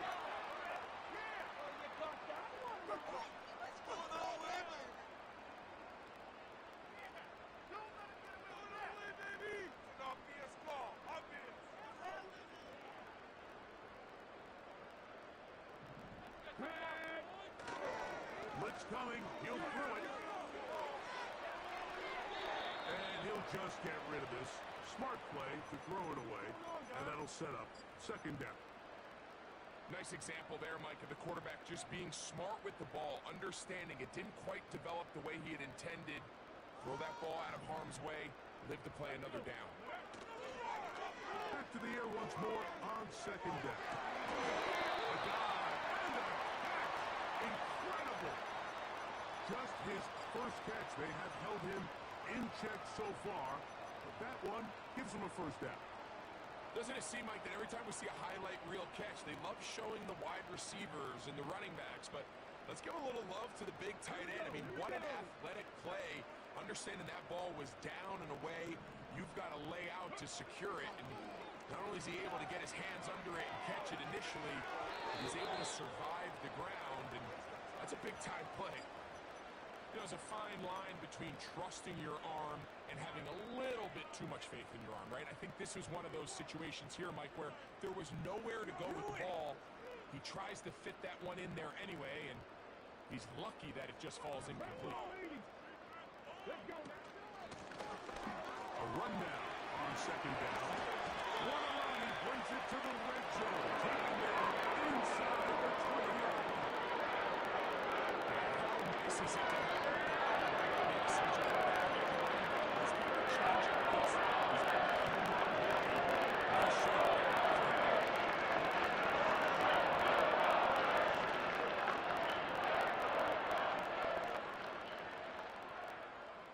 So here's a 1st and 10 now, down inside the 20. Off the play fake. He'll look to throw. This is caught 2. And an offense going to be set up with a 1st and goal on a pass play that moves them down to the wall. He'll try to run this one in. And he will backwards a little bit. In these goal-to-go situations backed up on your own goal line, Mike, what they teach the defense is it's your job to establish a new line of scrimmage, and that's exactly what they did here. Watch the push they get. The offensive line goes backwards, and they take the ball carrier down for a loss. Bill look to throw. He's got it at the 3. He's in. Touchdown, Dolphins. You can just see the comfort, Mike, that this offense continues to play with. The early momentum in the first half has carried here after the break, and you can see this group just slowly starting to pull away. And I'm thinking, Greg, about the guys on the other side. You're waiting at halftime, that other offense waiting to get back on the field. What happens? They come right out, extend the lead, and now the task gets a lot tougher for this second half.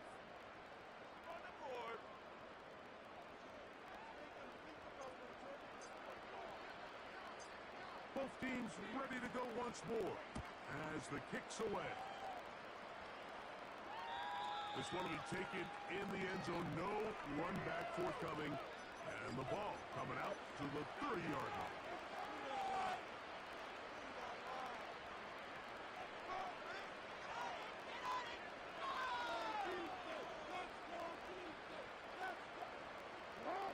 To break the hurdle.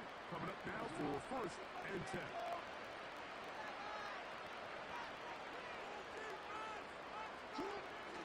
Jackson looking to throw. Nowhere to go. He's going to be taken down. It's first down. You've got the ball in your hands. And you're still trying to take a shot. You want it in early downs. But once it's not there and that protection starts to break down, it's either check down or throwaway. You don't want to be in 2nd and long.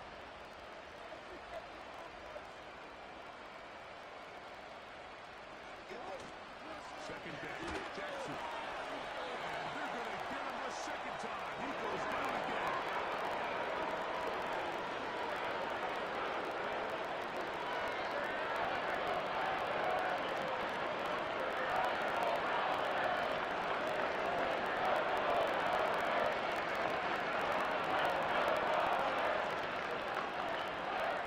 Work to do following the sack. It is 3rd and long.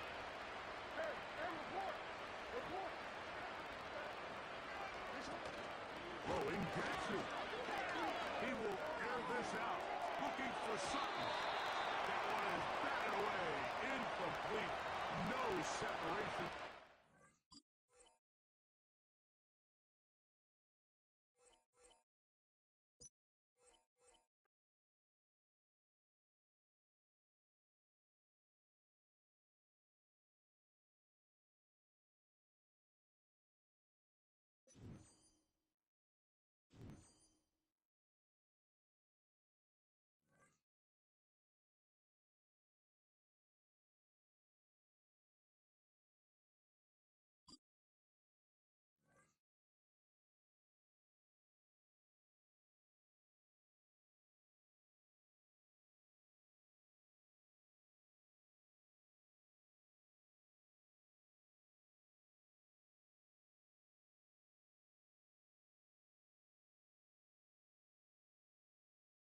It's a stadium known for its design, its noise, and a fan base so passionate. Brock, you know this firsthand. They've retired a jersey number for them. Welcome, everybody, to Lumen Field here in Seattle, Washington. Welcome, everybody, to the booth. I'm Keith Scott, joined by Brock Ewing for this game. And Brock, as a former quarterback, I know your focus is on the offensive side of the ball ahead of this kickoff. Yeah, these two offenses are so fun to watch because the best offenses in this league, Keith, are about trust. And it just pops out. When you study them during the week on the game film, you just see it. They trust one another. That's head coach, that's coordinator, that's play caller, that's to the quarterback, and then certainly the 11 on the field. Both these groups are getting it done. He's going to field this at the 2. And his drive will start inside the 25.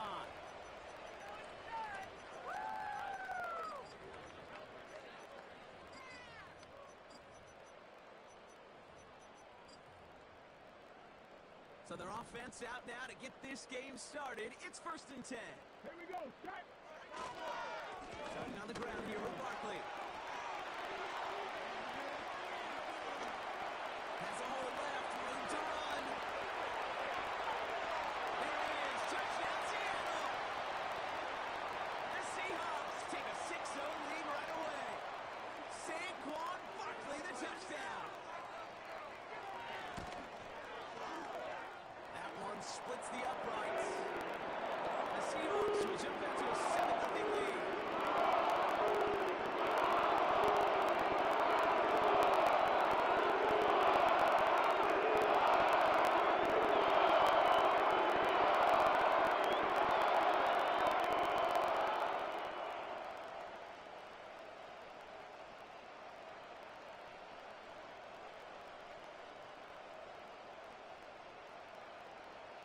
The kicking team ready for the Seahawks, and forward they run to send it away. Return starts at the 9. He's brought down at what looks like the 24-yard line.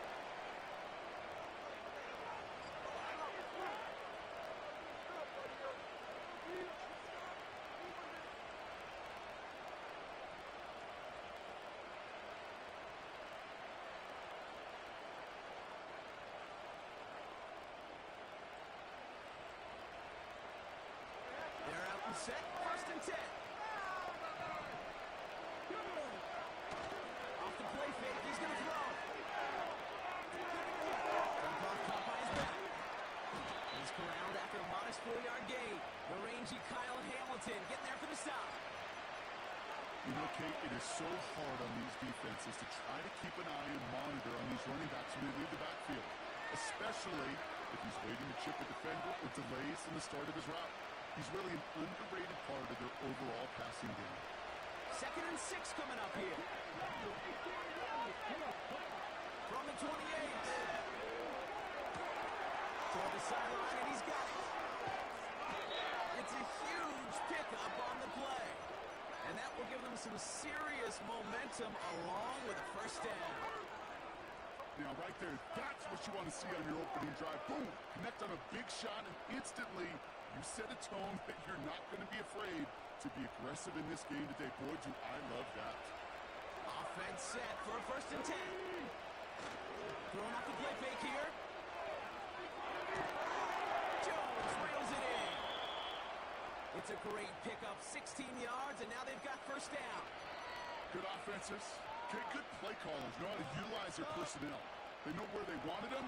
They wanted him around in space where he could make that initial play comfortably, then go to work after. This one's caught. A nice pickup of 11 there, Brock, and they'll have 1st and goal to figure out. You know, it sure seems like he knew exactly where he was going with that before the snap. That's a pre-snap decision that led to a post-snap 1st down. They go play action on 1st. Rolling out to his left. Cut out left. Nowhere really for him to go. He steps out. They're going to lose some yardage. Well, if they were concerned about losing yards, running it on 1st down, it just happened anyway. Not many passes into the loss. Hopefully they got a little more aggressive strategy in the inside. They'll take this across. Touchdown, Miami. The Dolphins finish off their opening drive. Setting up to try the point after.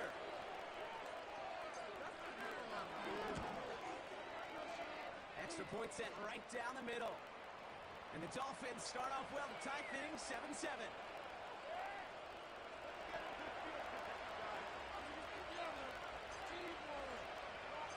On now is Dixon to kick this one away. Returning it from the 4. And a decent return ends as they bring him down inside the 30.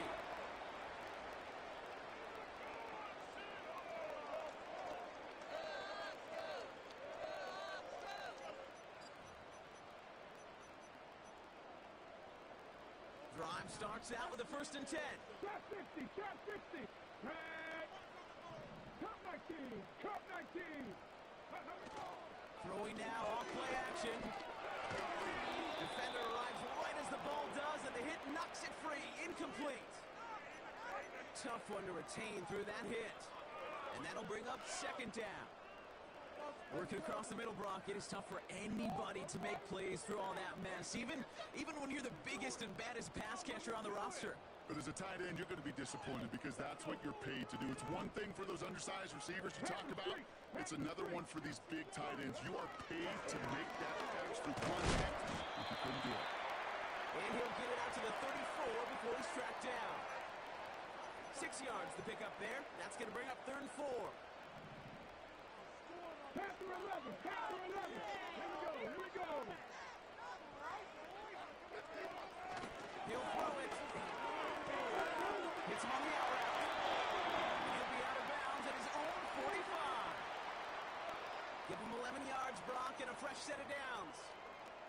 You know, they call that the money down for a reason, because you're just simply not going to last long in the NFL if you don't convert a good portion of your 3rd downs. It's the money down. And nice to see them roll the dice and continue the series. Play action on 1st down. Well, the pressure nearly got to him, but still a good play defensively as that one falls incomplete.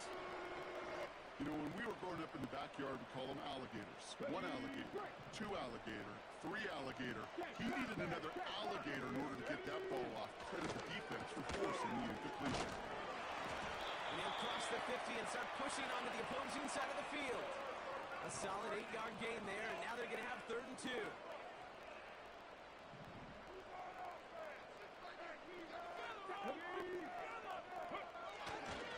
They go to Barkley again. He breaks the tackle.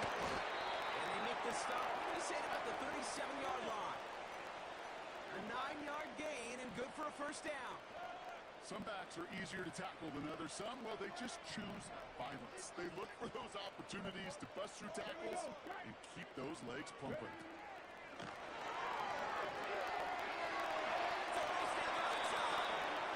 Big gain, 14 on the play. And the Seahawks will have a 1st down. When you call that 1st down running play, you don't always expect to get those kind of yards. They'll take that every single time. 1st down around with Barkley. And also Rager just a lone yard. That brings up 2nd down. That's the end of one. Both teams with a little luck finding the end zone early. Scoreboard showing 7s on each side. More from Lumen Field in just a minute.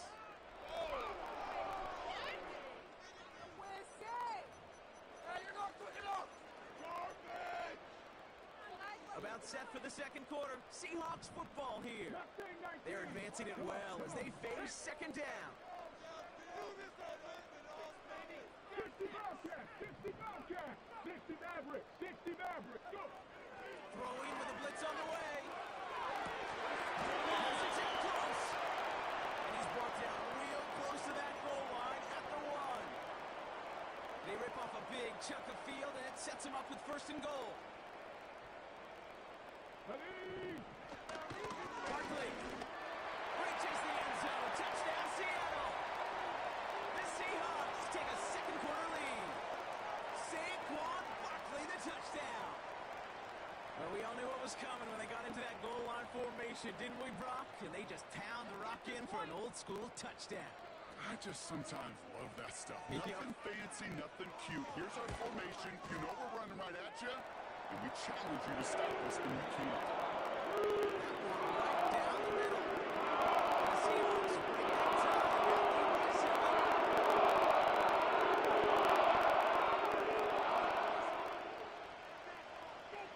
The kicking team ready for the Seahawks, and forward they run to send it away. That's going to be taken in at the 8. And he gets across the 30 before he's brought down.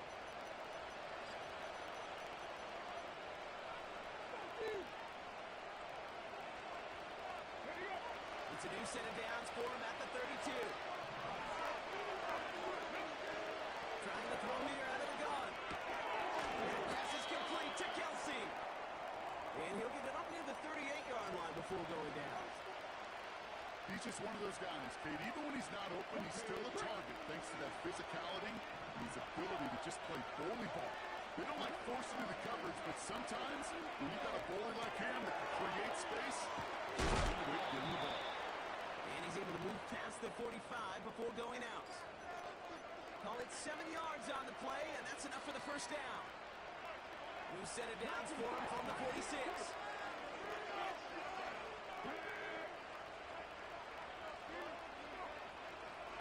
Pass play on 1st and 10. He's on the move. And he'll go out of bounds close to that 35-yard line. Give him 18 yards on that play, Brock, and it gets him a first down. Oh, that just sucks the wind out of the defense. So demoralizing. So many guys do things the right way. We need to see a quarterback that fade the pressure and go get that first down anyway.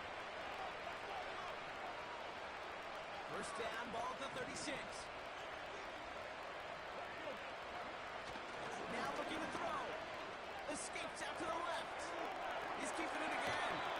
Give him an even 10 yards on the play. And it'll be first down, Miami. That is so demoralizing for a defense. You lock things down in coverage. You do everything right on the back end. And you see the quarterback escape, evade the pressure, and get that first down anyway. Into the hands of Jefferson, complete. And they get this all the way down to the 16-yard line. Clock running, Dolphins will hurry to the line. And the shotgun, they'll give it to him inside. And he sneaks this through the middle, maybe a gain of 2. Clock running, Dolphins will hurry to the line. Throwing now from the gun. He brings it in. It's a real solid pickup, 12 yards, and it rewards him with a 1st and goal.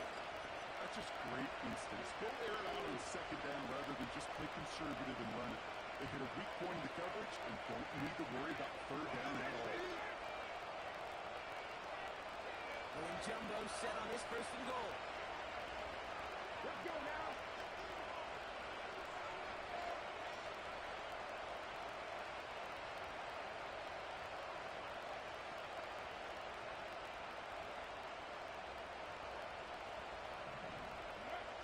Takes the handoff, now to throw. Flushed out of the pocket. And there's a man there. It's intercepted. Kyle Hamilton with the pick. And the Seahawks get the football on the first turnover of the contest. Inside the red zone, they could feel how tight they were to the goal line. And then bam, Brock, they're off the field after a clutch interception. I tell you what, football is the ultimate team game, but this is a situation where an individual picks up all 10 of his guys out there on the field.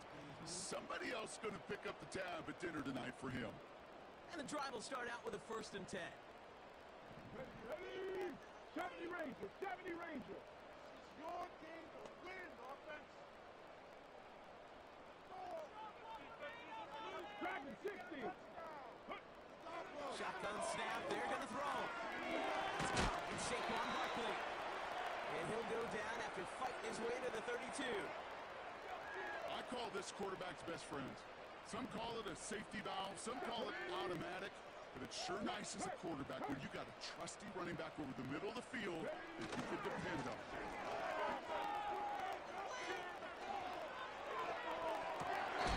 Makes the grab in bounds left side. And he's out of bounds after reaching the 40. He'll move the sticks after ripping off a gain of 28. New slated downs to approach here from the 40. Here we go, set. 18, Pioneer. Go. Throwing now on 1st down. He puts some power on it deep on the left. Oh, someone stepped in. It's intercepted.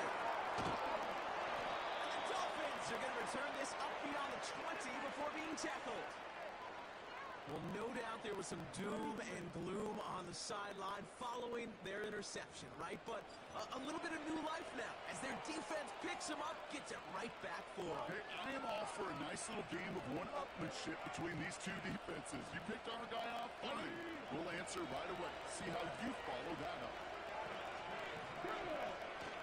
Well, looking to throw here. Shake off that previous INT. Clock isn't holding up. They're in the turnover. Big play drives them back in. Sit down.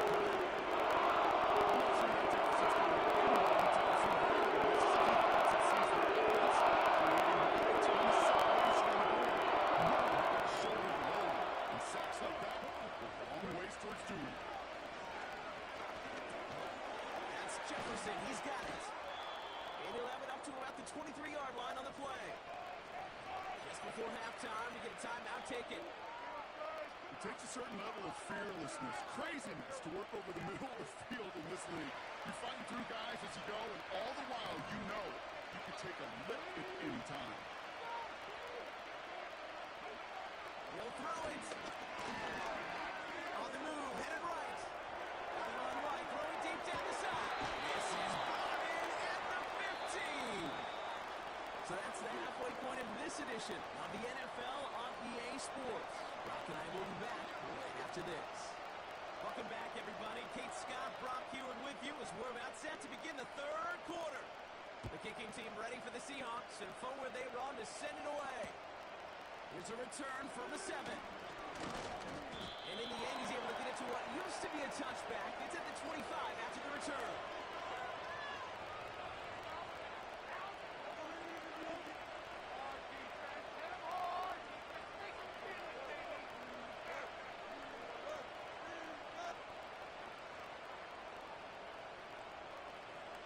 They'll get this drive started. 1st and 10.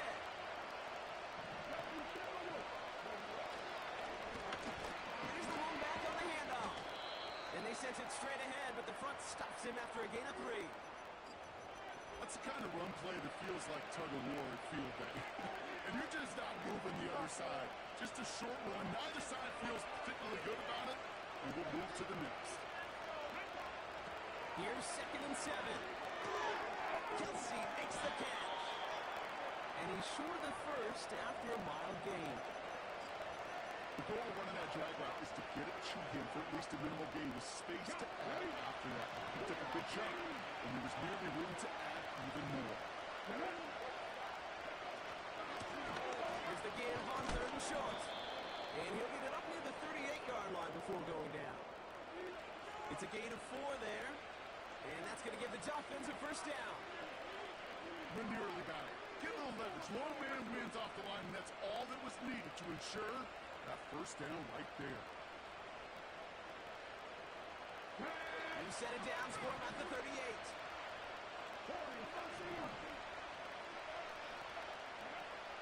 Shotgun snap, looking to throw. Getting out to his left. And he just gets rid of it. He had a couple plays left. He didn't want to take a risk there on 1st down. He did exactly what he was supposed to do on that play. Felt the pressure and escapes the pocket. After that, it's on somebody downfield to get open and give him a target. No one did, and he simply has to get rid of it. 2nd and 10 now. Able to find Jones. And the tackle's made just beyond midfield at the 48. They gain 14 on the play. And it'll be 1st down, Miami.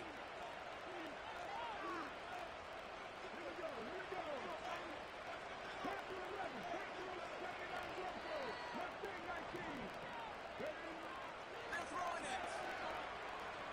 Escapes the pocket. To the right, hauled in by Jefferson. You don't get too many plays of that size in a game, and that flag takes away one of them. 2nd and 10. We need to get some positive yardage here. Pass play coming here. It's completed right side. And they'll take this across. Touchdown, Miami. The Dolphins cut into the lead coming out of halftime. Kicking unit comes out for the extra point.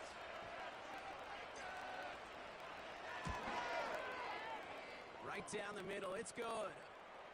And the Dolphins tie things up at 14.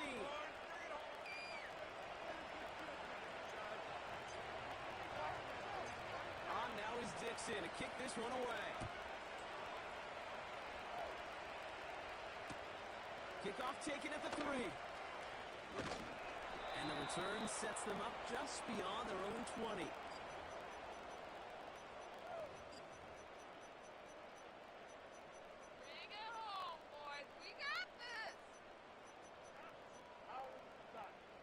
Offense ready to begin this drive. 1st and 10. Let's go now.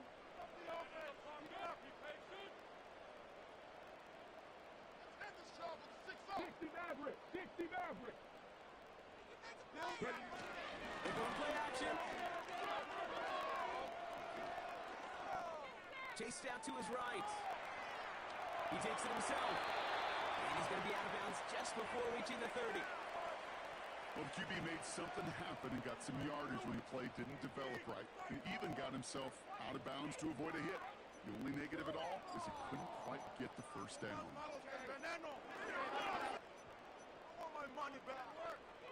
Second and 3 now. Check mash. Barkley on the shotgun handoff. And that one's forward for 1, maybe 2 yards. Aiden Hutchinson, energetic as always after making the stick. Give him only a couple that time. It's going to be 3rd down. You know, they got some positive yards. That's a good thing. But too many plays like that, it just is too hard to pile together, get first downs against the better defenses in this league. Barkley gets it on 3rd down. And he'll get them enough for a 1st down. Okay, you know me, I can't resist. So I thought we might have needed the old Gene Steratore index card down there. Making a really close measurement to see if he got the first down or not. But in the end, the right call was made. He got just enough to move the chains. And that tackle stops him after a solid gain. 1st down play, that's him 5. It's going to be 2nd and 5.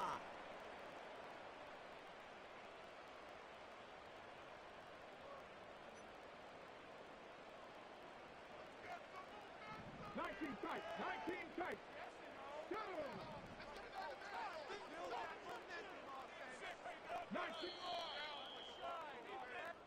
We're still tied through 3 here. Neither defense has given an inch in this one. It's still a tie ball game, 14 points apiece as we get ready for the 4th.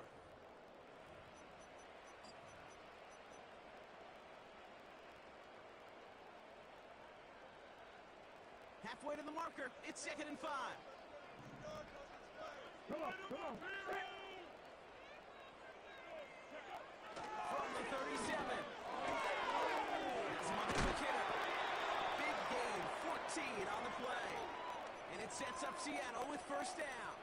You want to start a good debate sometime, Kate? Go in an NFL locker room and ask which position is the best athlete.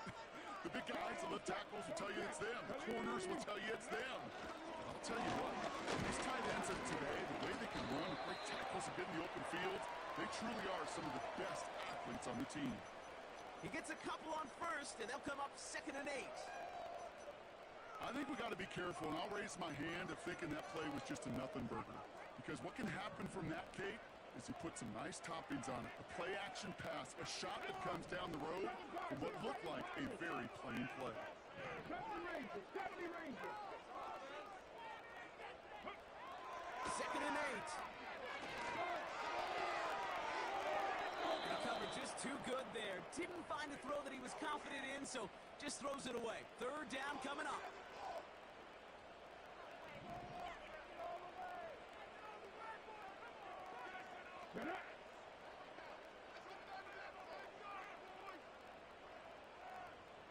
Dragon 60. Back to throw it. Short pass brought in. He's taken down at the 30. That one goes for 17 yards and moves the chains. You're not going to last long in the National Football League if you don't convert a good chunk of your 30 yards. There's fine there to continue the series. They'll go for the gun with Barkley. And they make the tackle at the 28-yard line.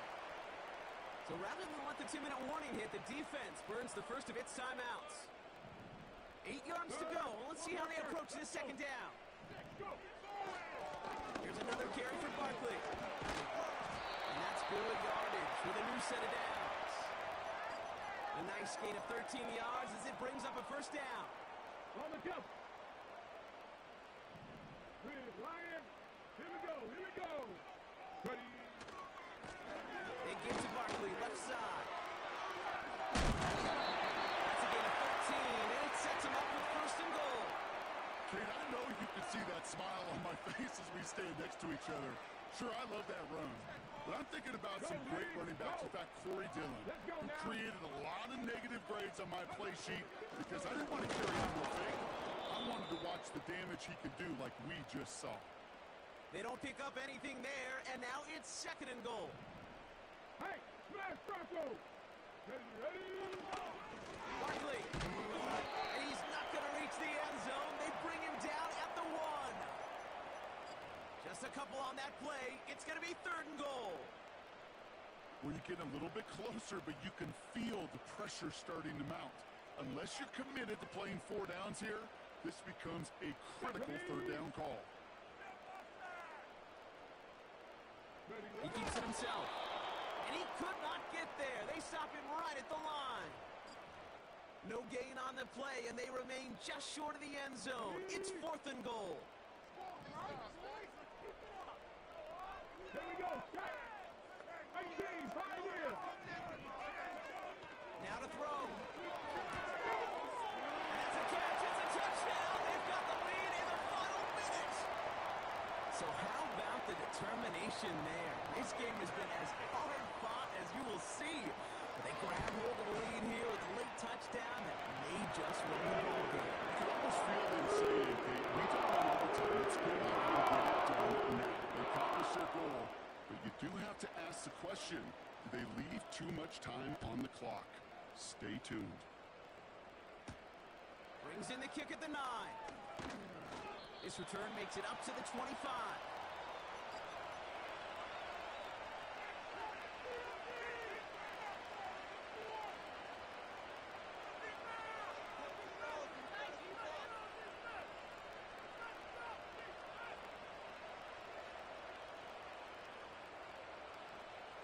Okay, ready? They're out and set. First and 10.